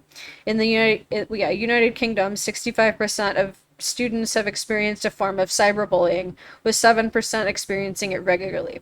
While in a recent UK survey of more than 10,000 young people aged 12 to 20, nearly 70% admitted to being abusive to another person online, whether sending a nasty message, posting hateful comments under a fake username, or sharing something with the intention of mocking someone else. Damn, 70%. That's high. Such abuse can have a devastating impact, but many of us failed to appreciate just how devastating until the highly publicized death of 12-year-old British cyberbullying victim Jessica Scatterson, who unalived herself in 2019 in the wake of a spat of abusive messages on social media. Like, I mean, I've always that's what's like, okay, that's what's weird, and it obviously is like kind of the flip side to what I was just saying. Like, there needs to be something seriously done and like expanded upon about the way that bullying is just belittled discrimination. Like this is just it's the same shit. It's always just hate speech, but then acted as if it's not. Like and that's never made any fucking sense to me. As the coroner said at the inquest, the level and the intensity of her activity on social media platforms, particularly in the build up to her unalive, cannot have failed to have influenced her thinking, her state of mind. Children have, of course, always bullied and been bullied, yet once again it's a matter of scale. For while in the past the psychological abuse was typically confined to the playground, park, and classroom, today it follows them around inescapably 24/7, streamed to their homes and bedrooms. What's up? We're reading The Lonely Century, Chapter 6. We're talking about bullying. We're talking about kids are mean. And really it's just, any of the trolls. Moreover, while bullying used to be public only to the extent that others witnessed it directly in real time, today the victim's shame is there for all to see, permanently etched into their digital footprint. Social media is making us lonelier not only because all that time we're spending on it leaves us feeling less connected to those around us, but also because it's making society as a whole meaner and crueler. I don't know about that, but maybe. I mean, and a mean and cruel world is a lonely one. Most obviously, the loneliness is felt by those in the line of fire who feel both the pain of the abuse and the sense of powerlessness that comes with it, as digital bystanders fail to come to their aid and social media platforms do nothing to protect them. But it is lonelier for all of us too, for in the same way that children who witness their parents arguing, or worse, episodes of domestic violence are likely to become withdrawn, socially anxious, and self-isolating, the same applies here. Spend too much time scrolling in an angry and toxic environment, and you risk feeling ever more lonely, even if you're not directly under attack. Moreover, the more toxicity we witness, the less faith we have in society at large. As we've seen, this also has wider societal and political ramifications, for the less we trust each other, the more selfish and divided we become. Bomp. A belief that others are more popular than you. I haven't heard of this one before. Our experience of social media, even on an everyday level, can make us feel lonely, as Claudia's story shows. Senior year, the homecoming dance. Claudia sits on her couch at home in her pajamas, scrolling through Facebook and Instagram. Her friends had said they weren't going. Overrated, they had agreed. Then the photos popped up on her feed. Her friends dressed to the nines for homecoming, laughing, hanging out, having fun without her. Never before had she felt so awful about herself, so insignificant and alone.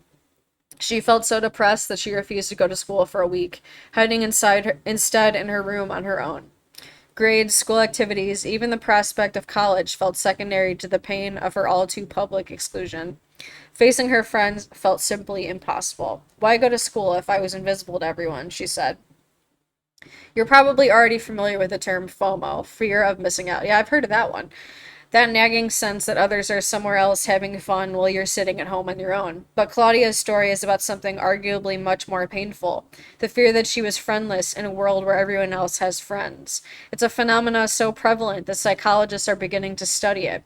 I call it BOMP, a belief that others are more popular.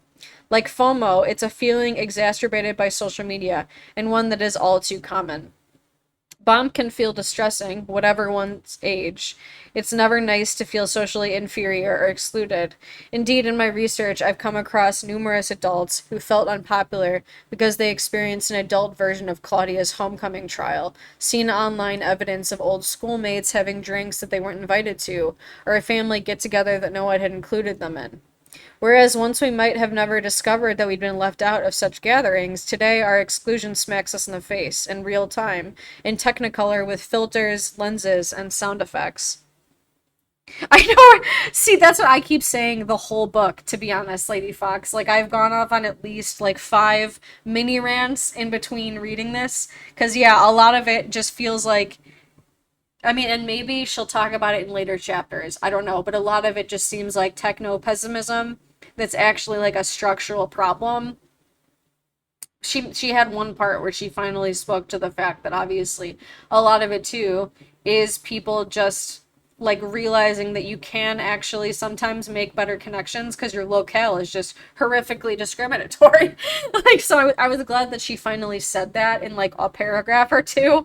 But yeah, I think, I don't know, there's a lot more to this, I think, that needs to be said, and I will say it in my own book.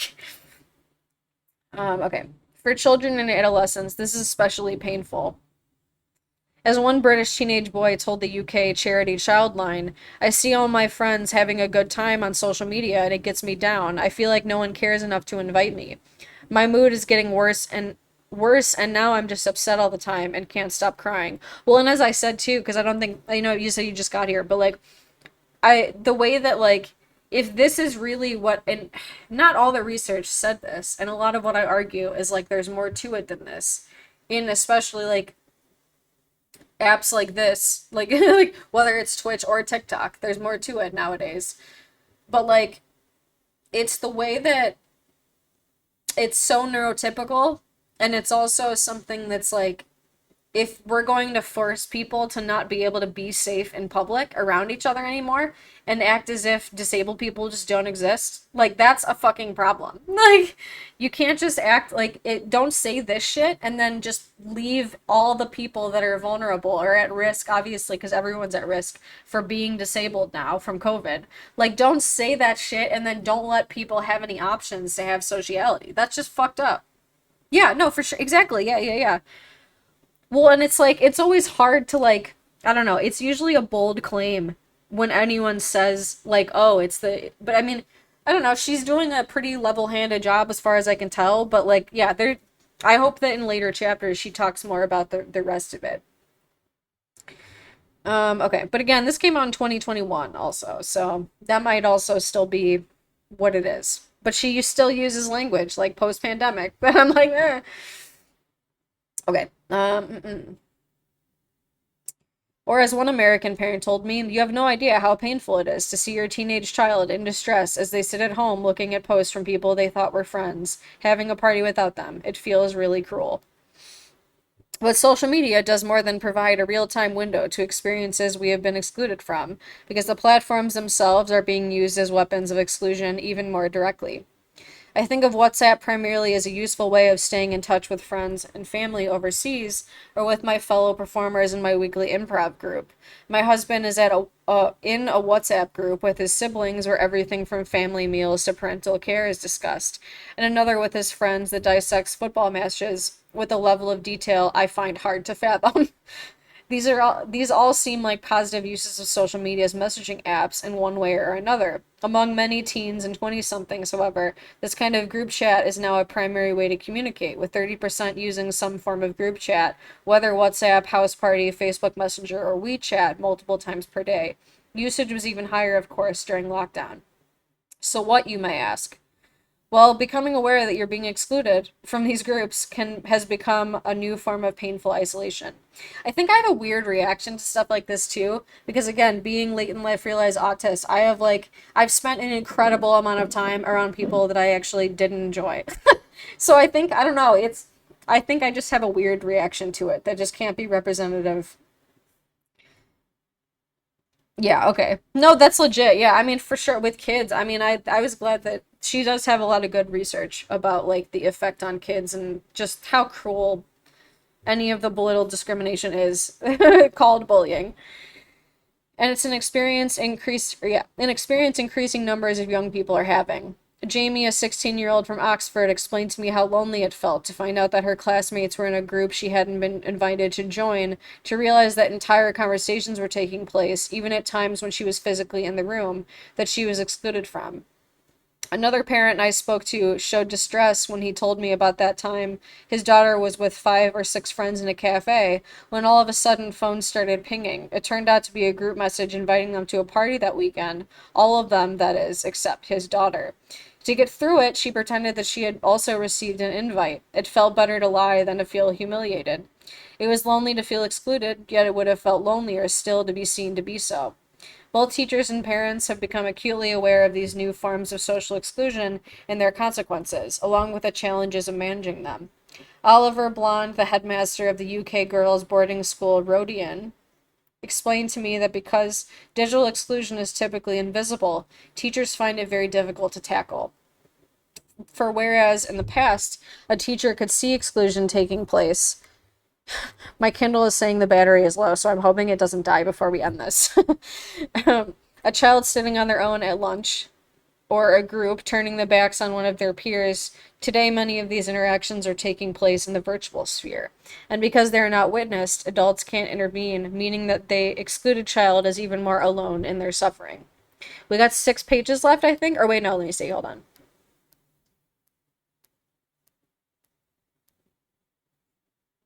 I don't see. I wish, like, I've had a Kindle for too long to not know how to read. Oh, wait, it's still got 10%. I'm sure we'll be fine. I can read fast enough to make sure this doesn't die, I think.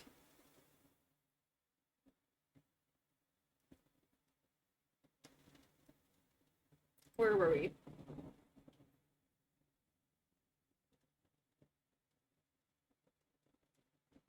I'm trying to remember what little header I was at when I went to look.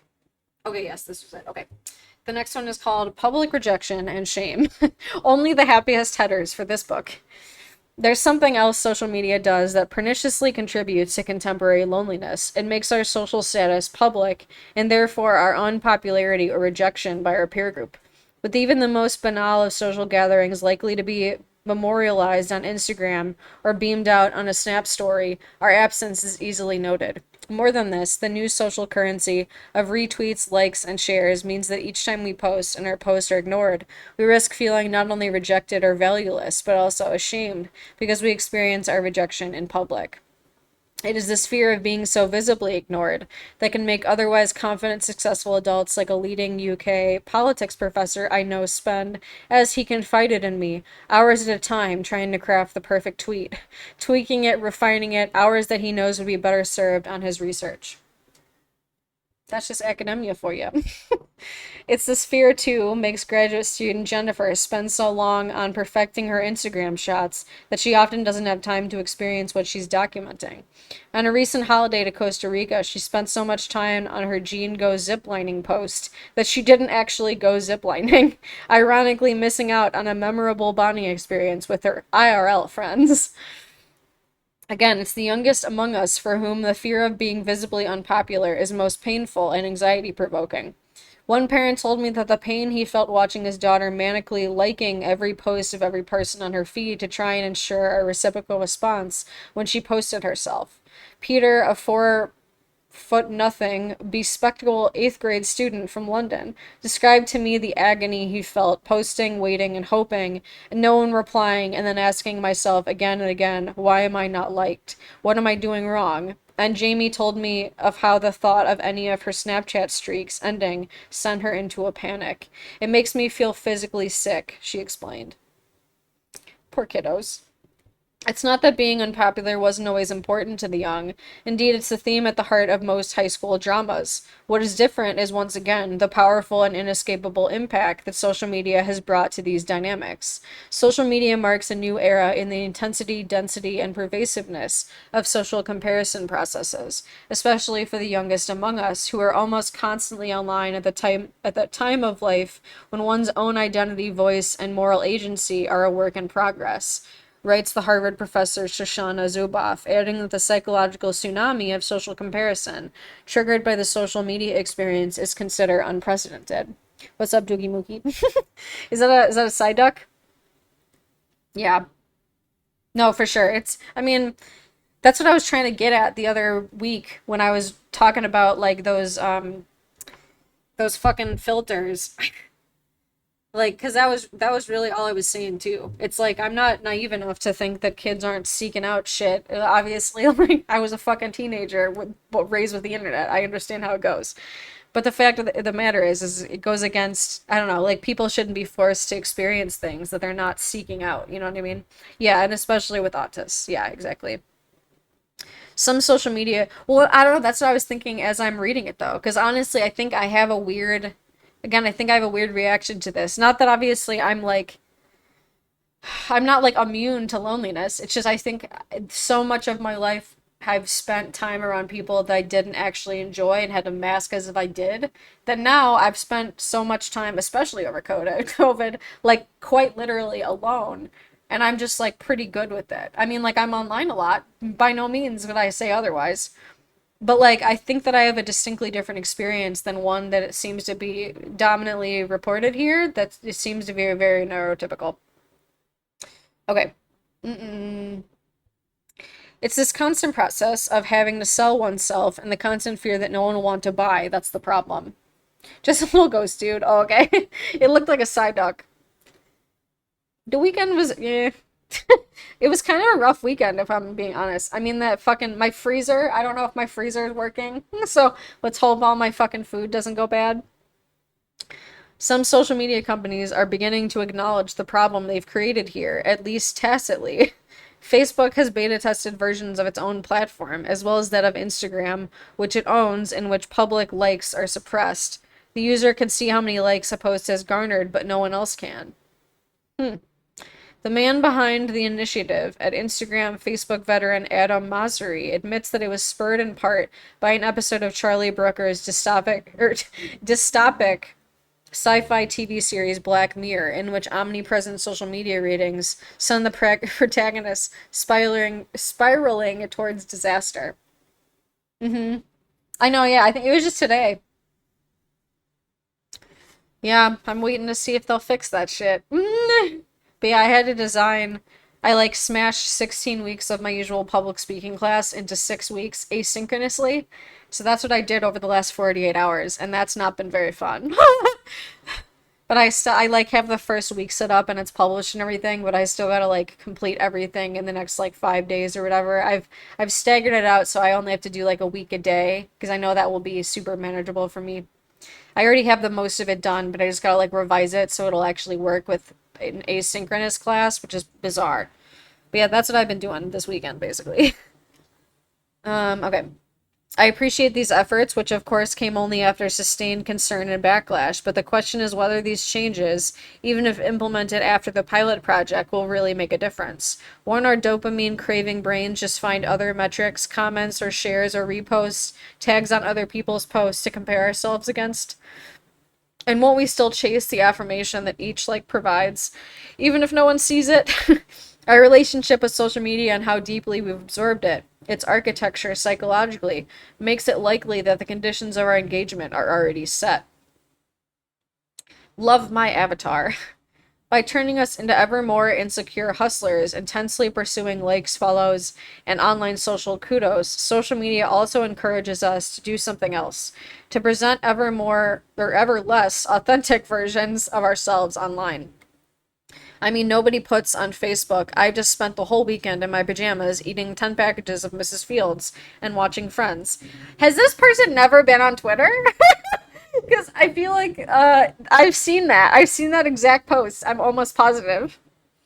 Instead, the lives we share online are a curated series of aspirational highlights and happy moments, parties and celebrations, sandy white beaches, and mouth-watering food porn. Is she only on Instagram? This was published in 2021. Yeah, this is absolutely happening, especially again on places like TikTok. That's what makes it different than something like Instagram, which is why you really can't compare it. Yeah, Tumblr too, for sure. The trouble is that such Photoshop filtered versions of ourselves are all too fundamentally disconnected from our own authentic being. This is an old argument. Exactly, yes. Like I mean, obviously I talked about Instagram face in my dissertation too, but here's the thing. This isn't all the internet is. And so for them to reduce the social media down to just what happens on like Facebook and fucking Instagram, like is not it's not a full story. There's more to it than that. Who am I actually? The always happy, successful, sociable person I put on Instagram, or someone who at times fails, falters, and feels unsure? And what happens if the fake me is the one that my friends online prefer? The more fully we curate our social media lives, the more we commodify ourselves, the more we risk feeling that no one either knows or likes the real person behind the profile. That's why I just don't do that shit. Like, just here's an idea. Just actually be who you are. And then it's easier. And then you don't have to deal with that shit. Not that obviously there aren't enormous repercussions for doing that, but at the same time, it's something that is possible. Like, it is within our grasp, and a lot of us are doing that now, especially since the COVID era. I really think it's an isolating and disconnecting feeling. As Tessa, an intelligent and artistic 17-year-old from California, so aptly put it, we are increasingly living our lives like avatars in an online video game. Picture perfect avatars, that is. In 2016, when the market research firm Custard surveyed 2,000 people in the United Kingdom, it found that only 18% of them said their Facebook profile accurately represented them. Seriously? Am I just too autistic for this? Because I feel like that's what's happening. Like, maybe it is human nature to work desperately hard on our outward presentation and even at times fall into a kind of performance that makes us seem other than who we really are. It was more than 400 years ago, after all, that Shakespeare declared, all the world's a stage. Teenagers have always been especially prone to this. Black-eyed makeup, micro miniskirts, biker boots, and Nietzsche's opus, thus spoke the Salustra, in my bag was my carefully crafted 14-year-old persona. Yeah, exactly, right? Like, what? I was an emo kid. Like, I was too busy listening to say anything, obviously, to know what this was talking about. However, the age of social media marks a shift from traditional human behavior in this key aspect. In the past, we could regularly take a break from acting and revert to some sense of our privacy and authentic selves. Once a week, without fail, my 14-year-old self would take off the war paint, put on pajamas, and snuggle up with my family to watch the American TV soap opera Dallas. But now, okay, so this person is Gen X.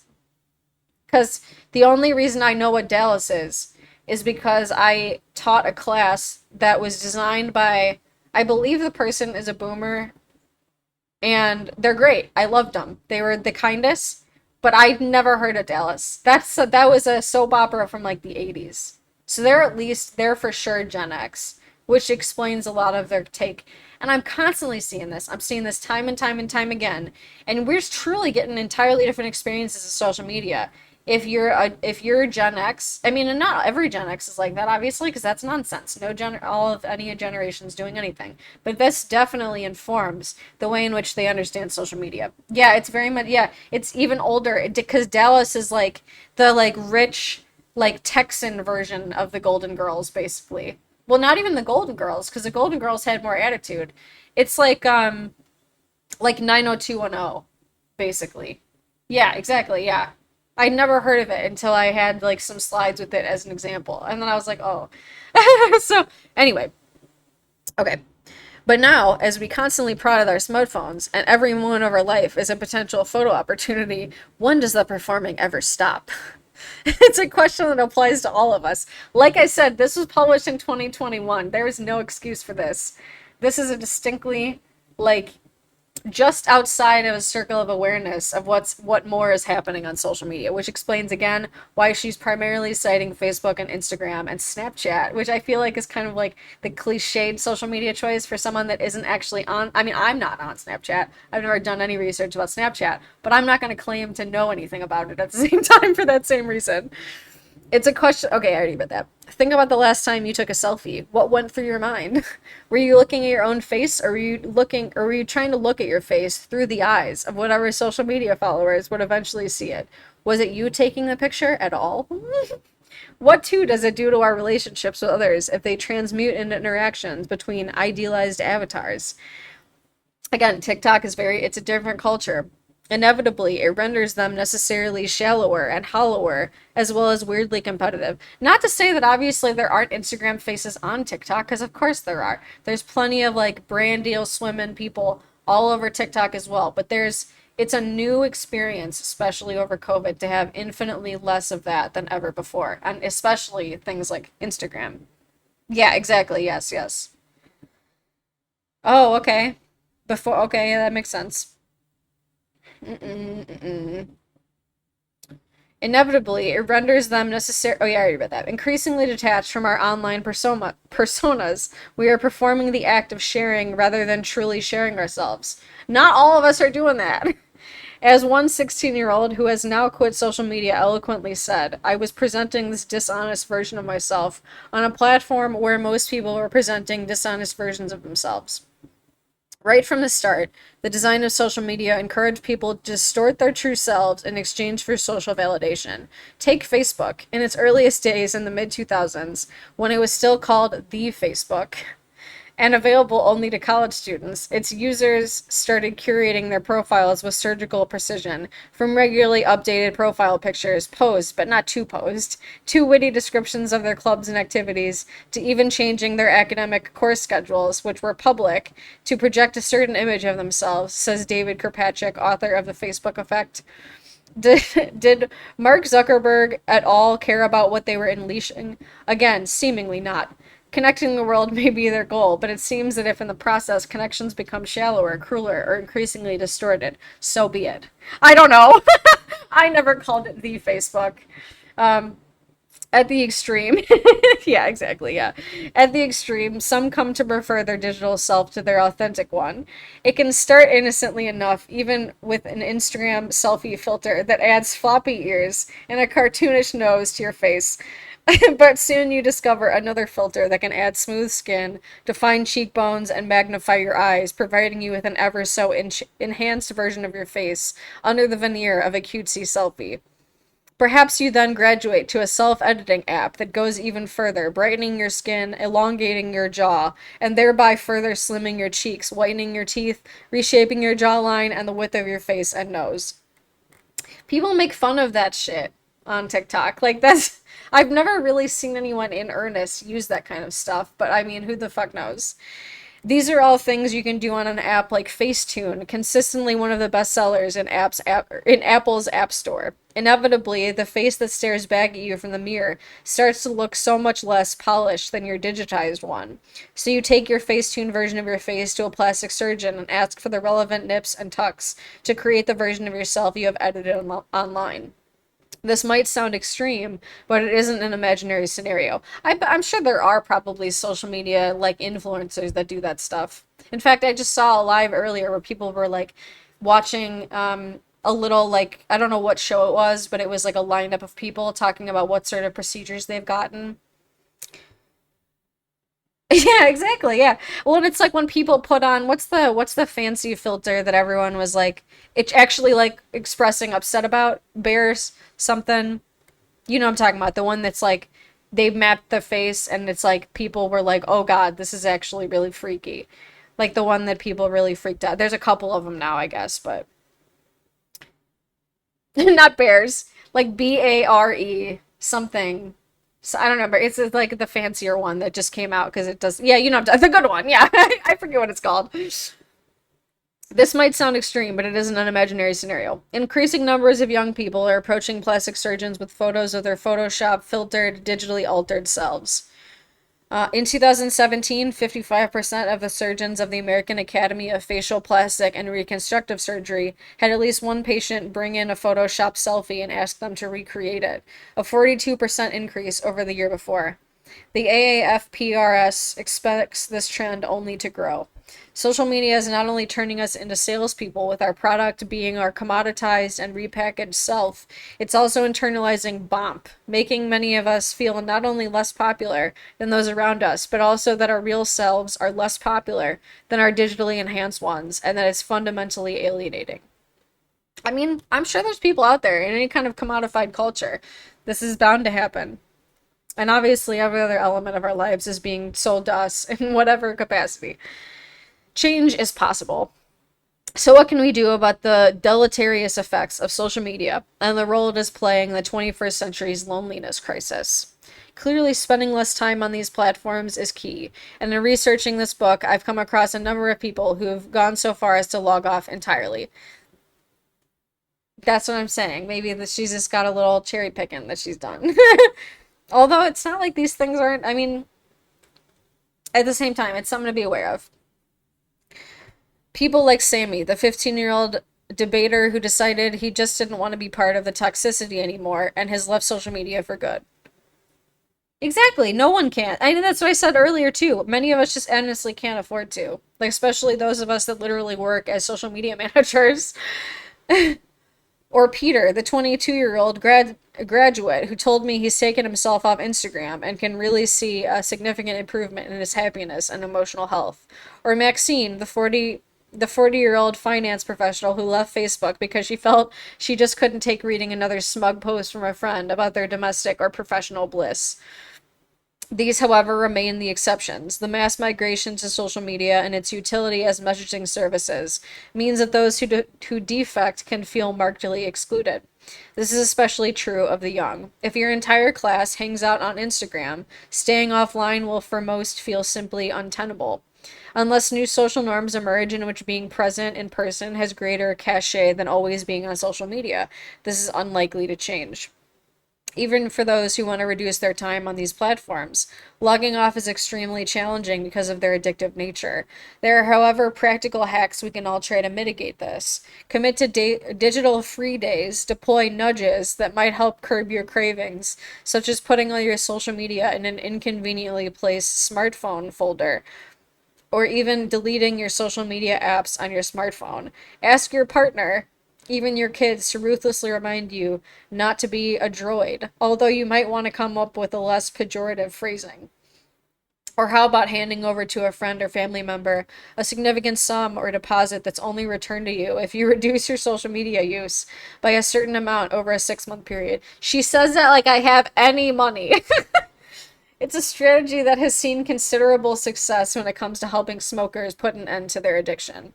You might even want to consider junking your smartphones and instead buying a light phone. Those are $700, lady. Like, no one can afford a light phone. Do you all know what those are? It's like the minimalistic phone. No one can fucking afford those unless they're already wealthy. An intentionally low-tech device bereft of social media and email designed to be used as little as possible. That is literally bullshit. I'm sorry, but that is upsetting. Yet, this is not a battle we can fight on our own. To curb our digital addiction on a significant scale, decisive government intervention is essential. Think of the measures governments use to discourage the use of tobacco, such as mandating that warnings be printed on all tobacco packaging. Given social media's similarly addictive properties, is it time for warnings about the dangers of these platforms to become mandatory too? Pop-up messages even each time we open an app, banners on websites, stickers on smartphone packaging, with a photo of a scrambled brain, perhaps? Such steps would build our daily awareness of the risks. Each time we deploy these technologies, we need to be reminded of their potential for harm. And like smokers being encouraged to quit, public health campaigns to encourage us to reduce our time on our phones and on social media should also be considered. especially as, unlike sugar, an addictive drug that harms only the user, social media, like tobacco, has a significant network effect, potentially damaging not only to ourselves, but also too often to those around us as well.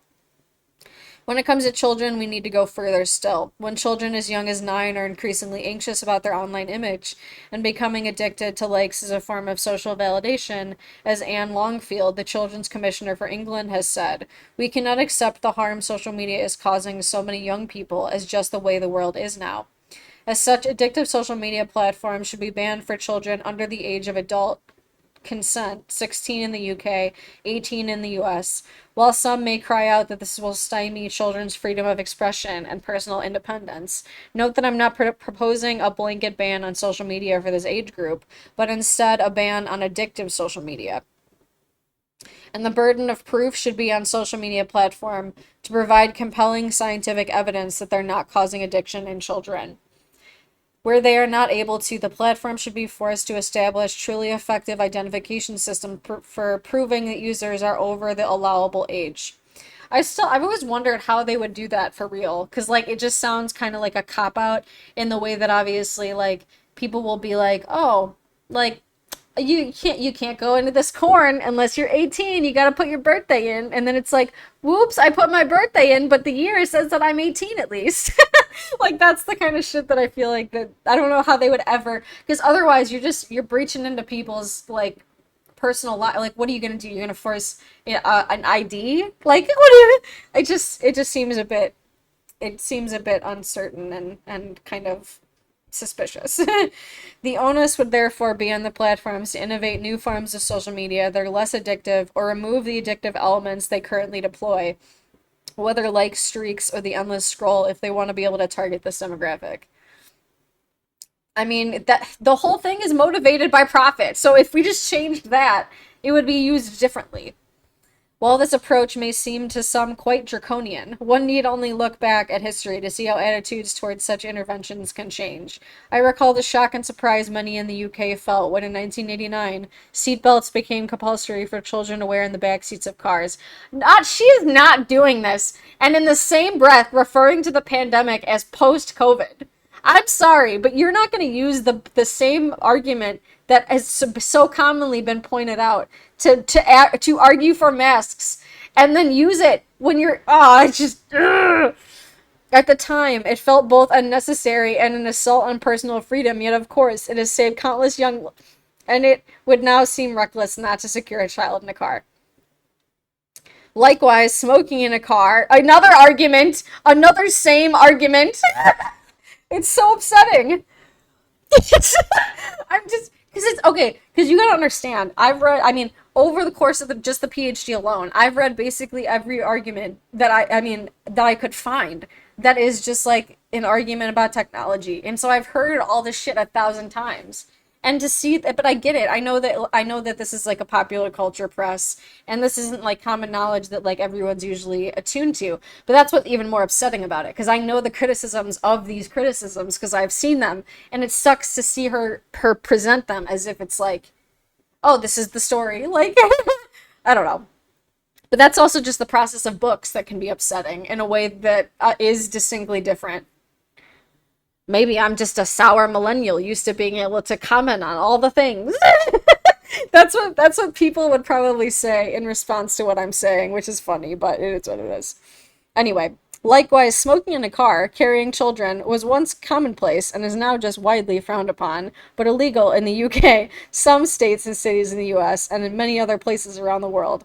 On a precautionary basis alone, the case for the prohibition of addictive social media until the age of adult consent is strong.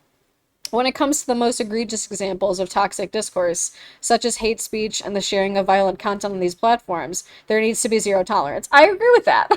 That is true. They're not doing enough to fix that shit, for sure. There's more that can be done with that, and they're just not, seems like. And while I understand the reluctance of tech leaders like Zuckerberg to take on the role of arbiter, especially given the tradition of free speech that surrounds the First Amendment in the United States, social media platforms can't market themselves as public squares, yet at the same time insist they have only limited responsibility for what goes on inside them. especially as the big players already do make editorial decisions and are willing to impose a value judgment on some issues. For example, Facebook bans nudity often to absurd degrees. I understand too, of course, that there is a legitimate challenge when it comes to monitoring the hundreds of millions of posts uploaded on social media every day, and that automated mechanisms for flagging hateful content are likely to be insufficiently nuanced. That's true. That's a complication for sure.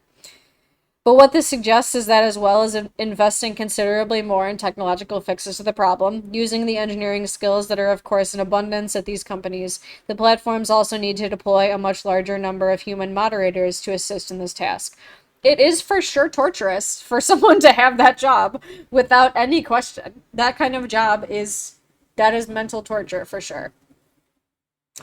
Um, in doing so, they must recognize that content moderating is a challenging job. I swear that's the third time or something that I've been like, yeah, blah blah blah blah blah, and then they're like, blah blah blah blah, same tone, same comment, both intellectually and emotionally, and that training moderators well, paying them decently, and providing them with sufficient emotional support is a necessity.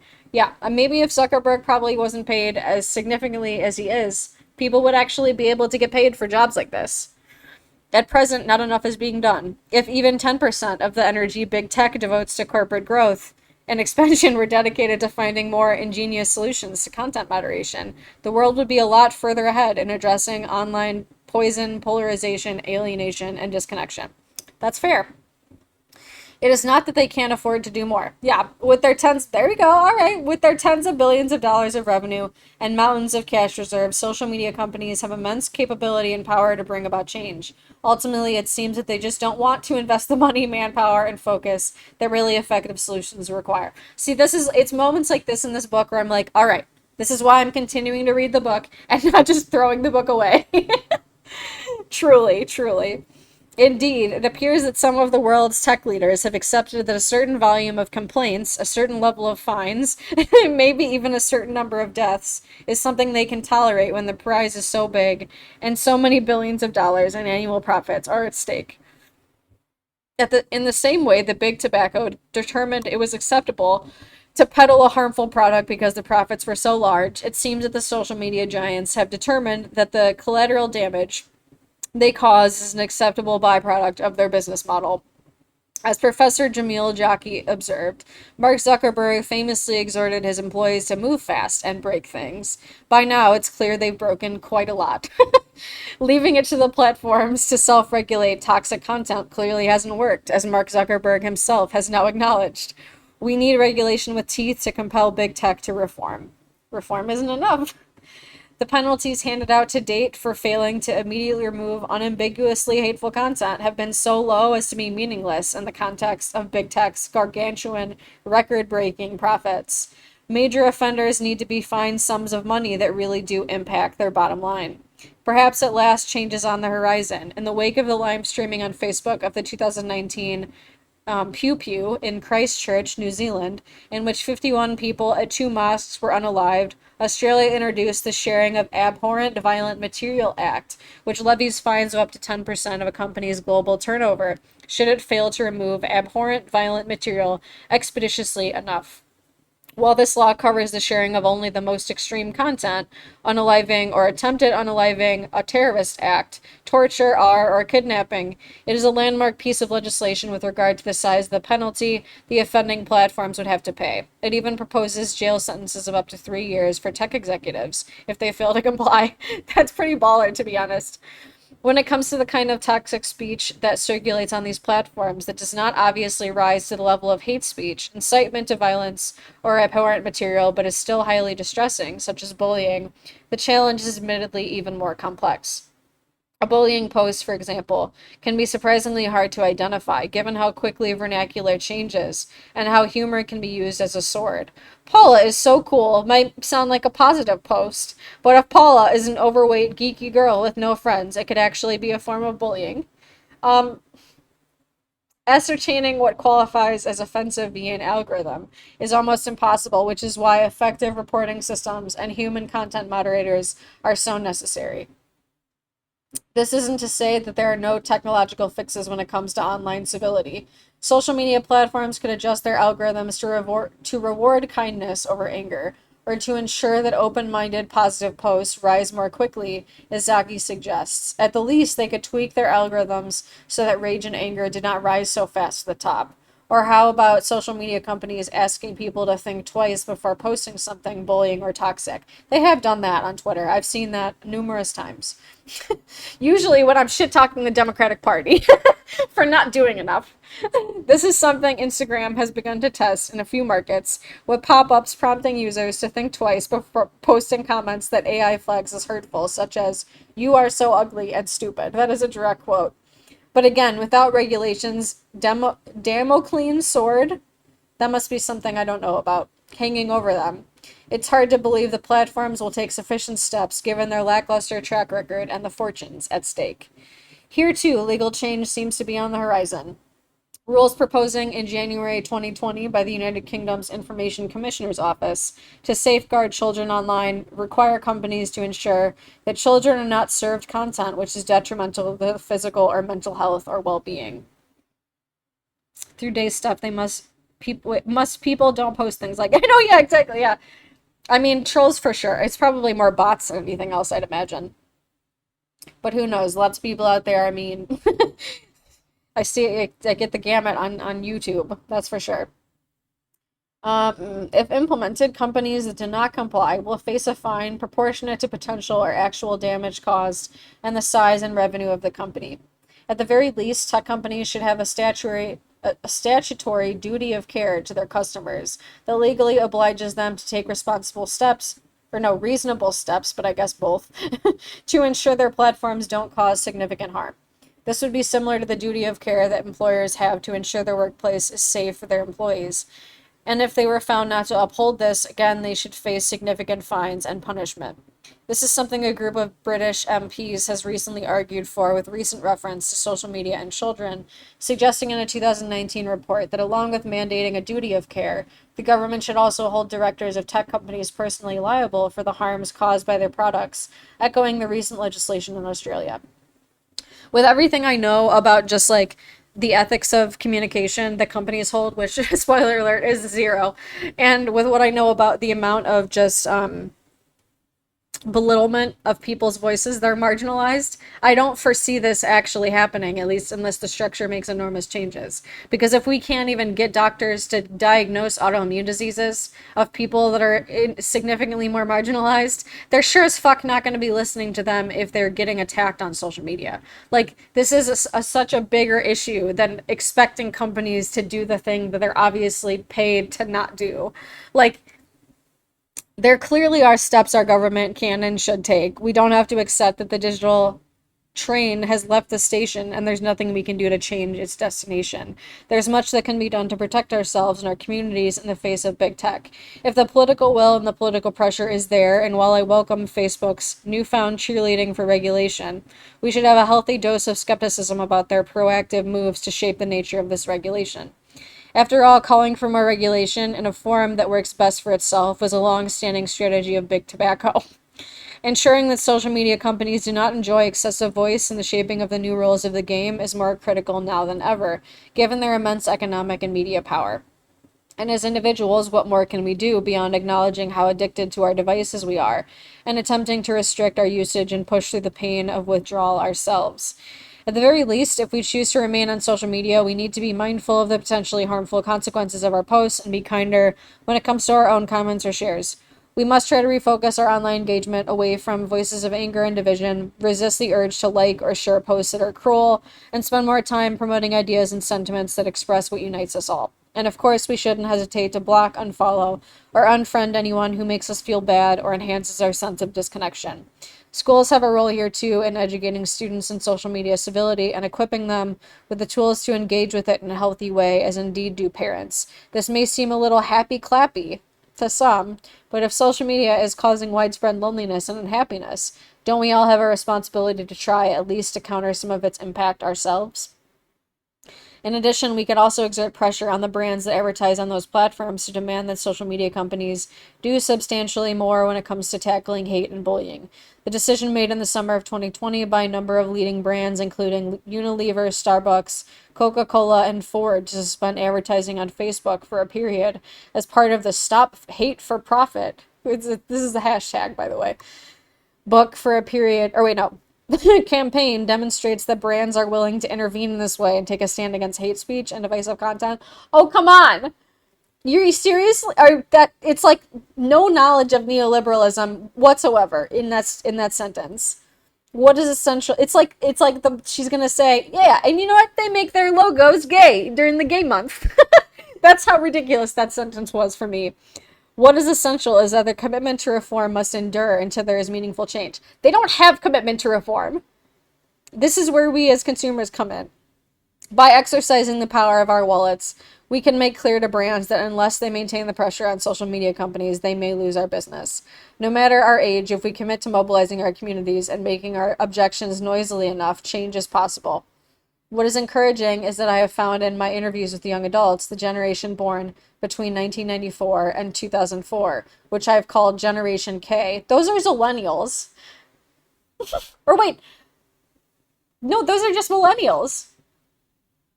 But I don't know why she's making a smaller subsect of millennials.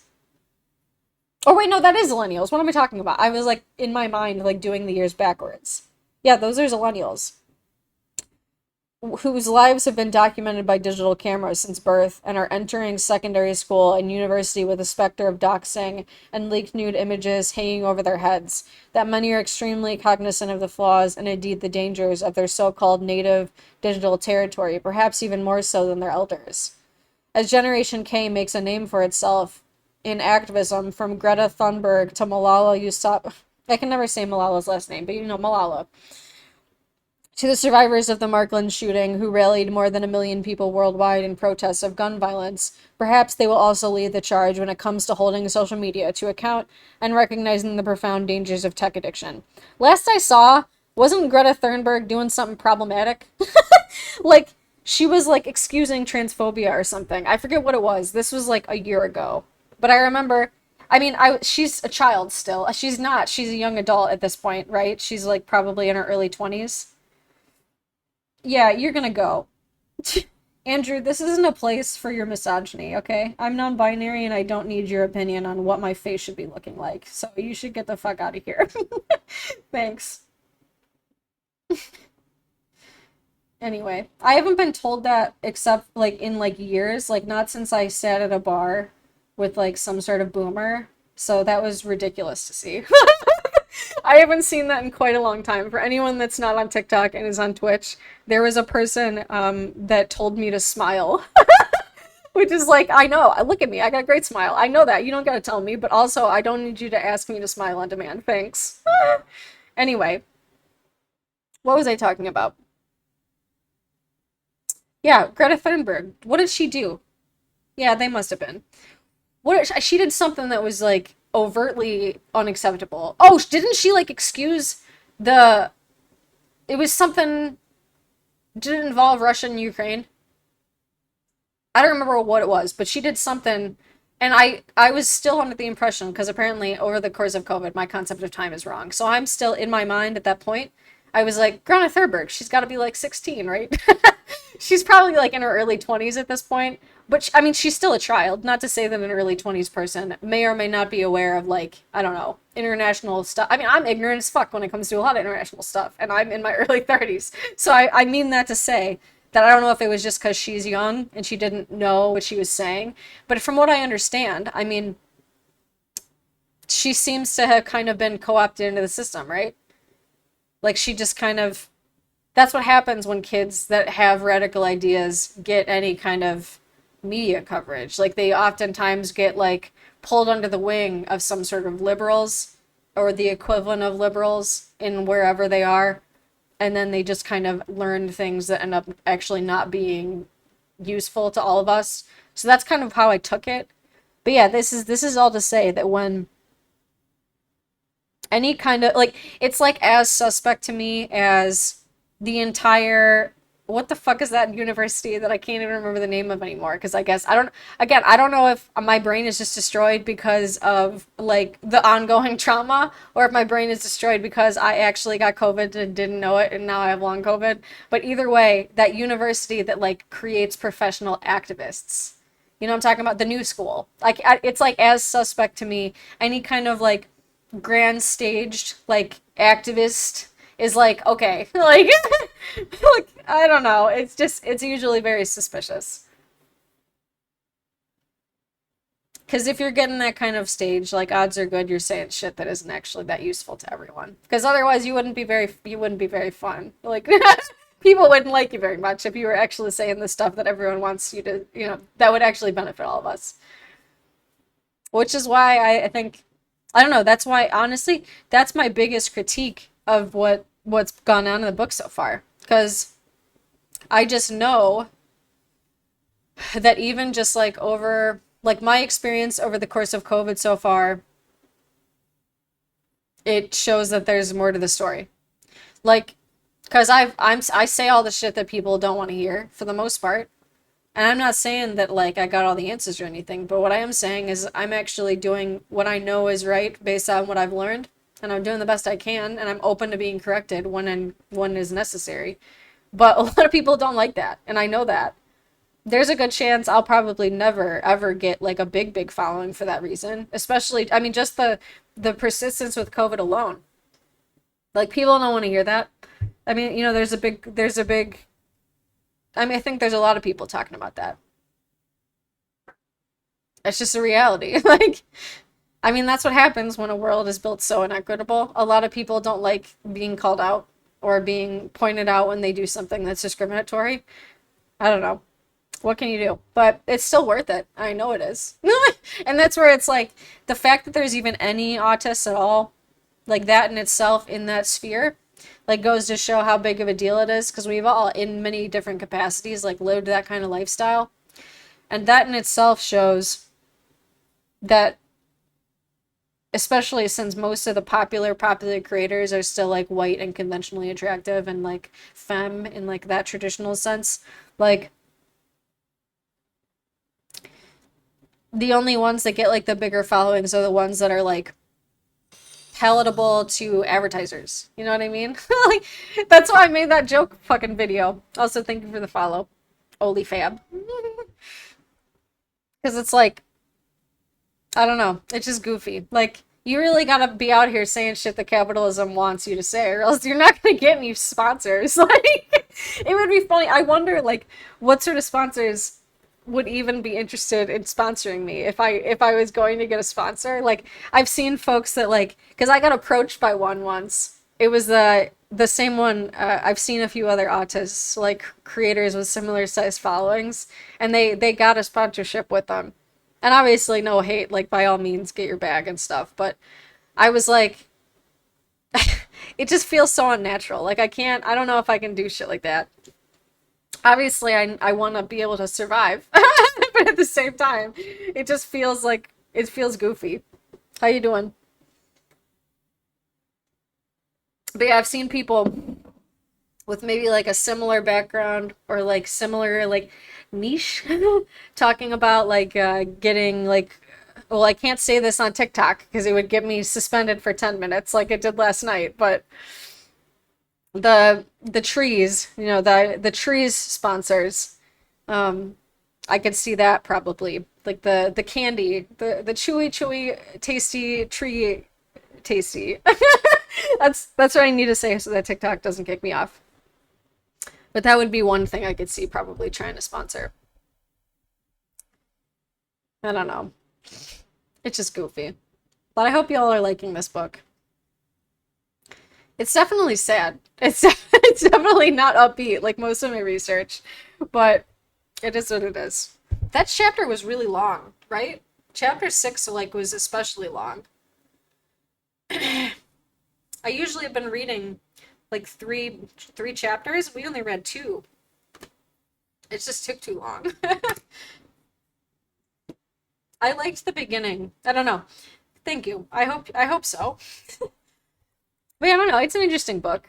Again, I think I need to be I need to be actively making comments in response to it because if anything, it'll help me when I'm trying to just like put together the argument. It's easy for me to forget like since I really don't spend any time like reading popular culture outlets of people that like are in like they're that are like typical pundits and stuff. I don't spend any time reading anything like that.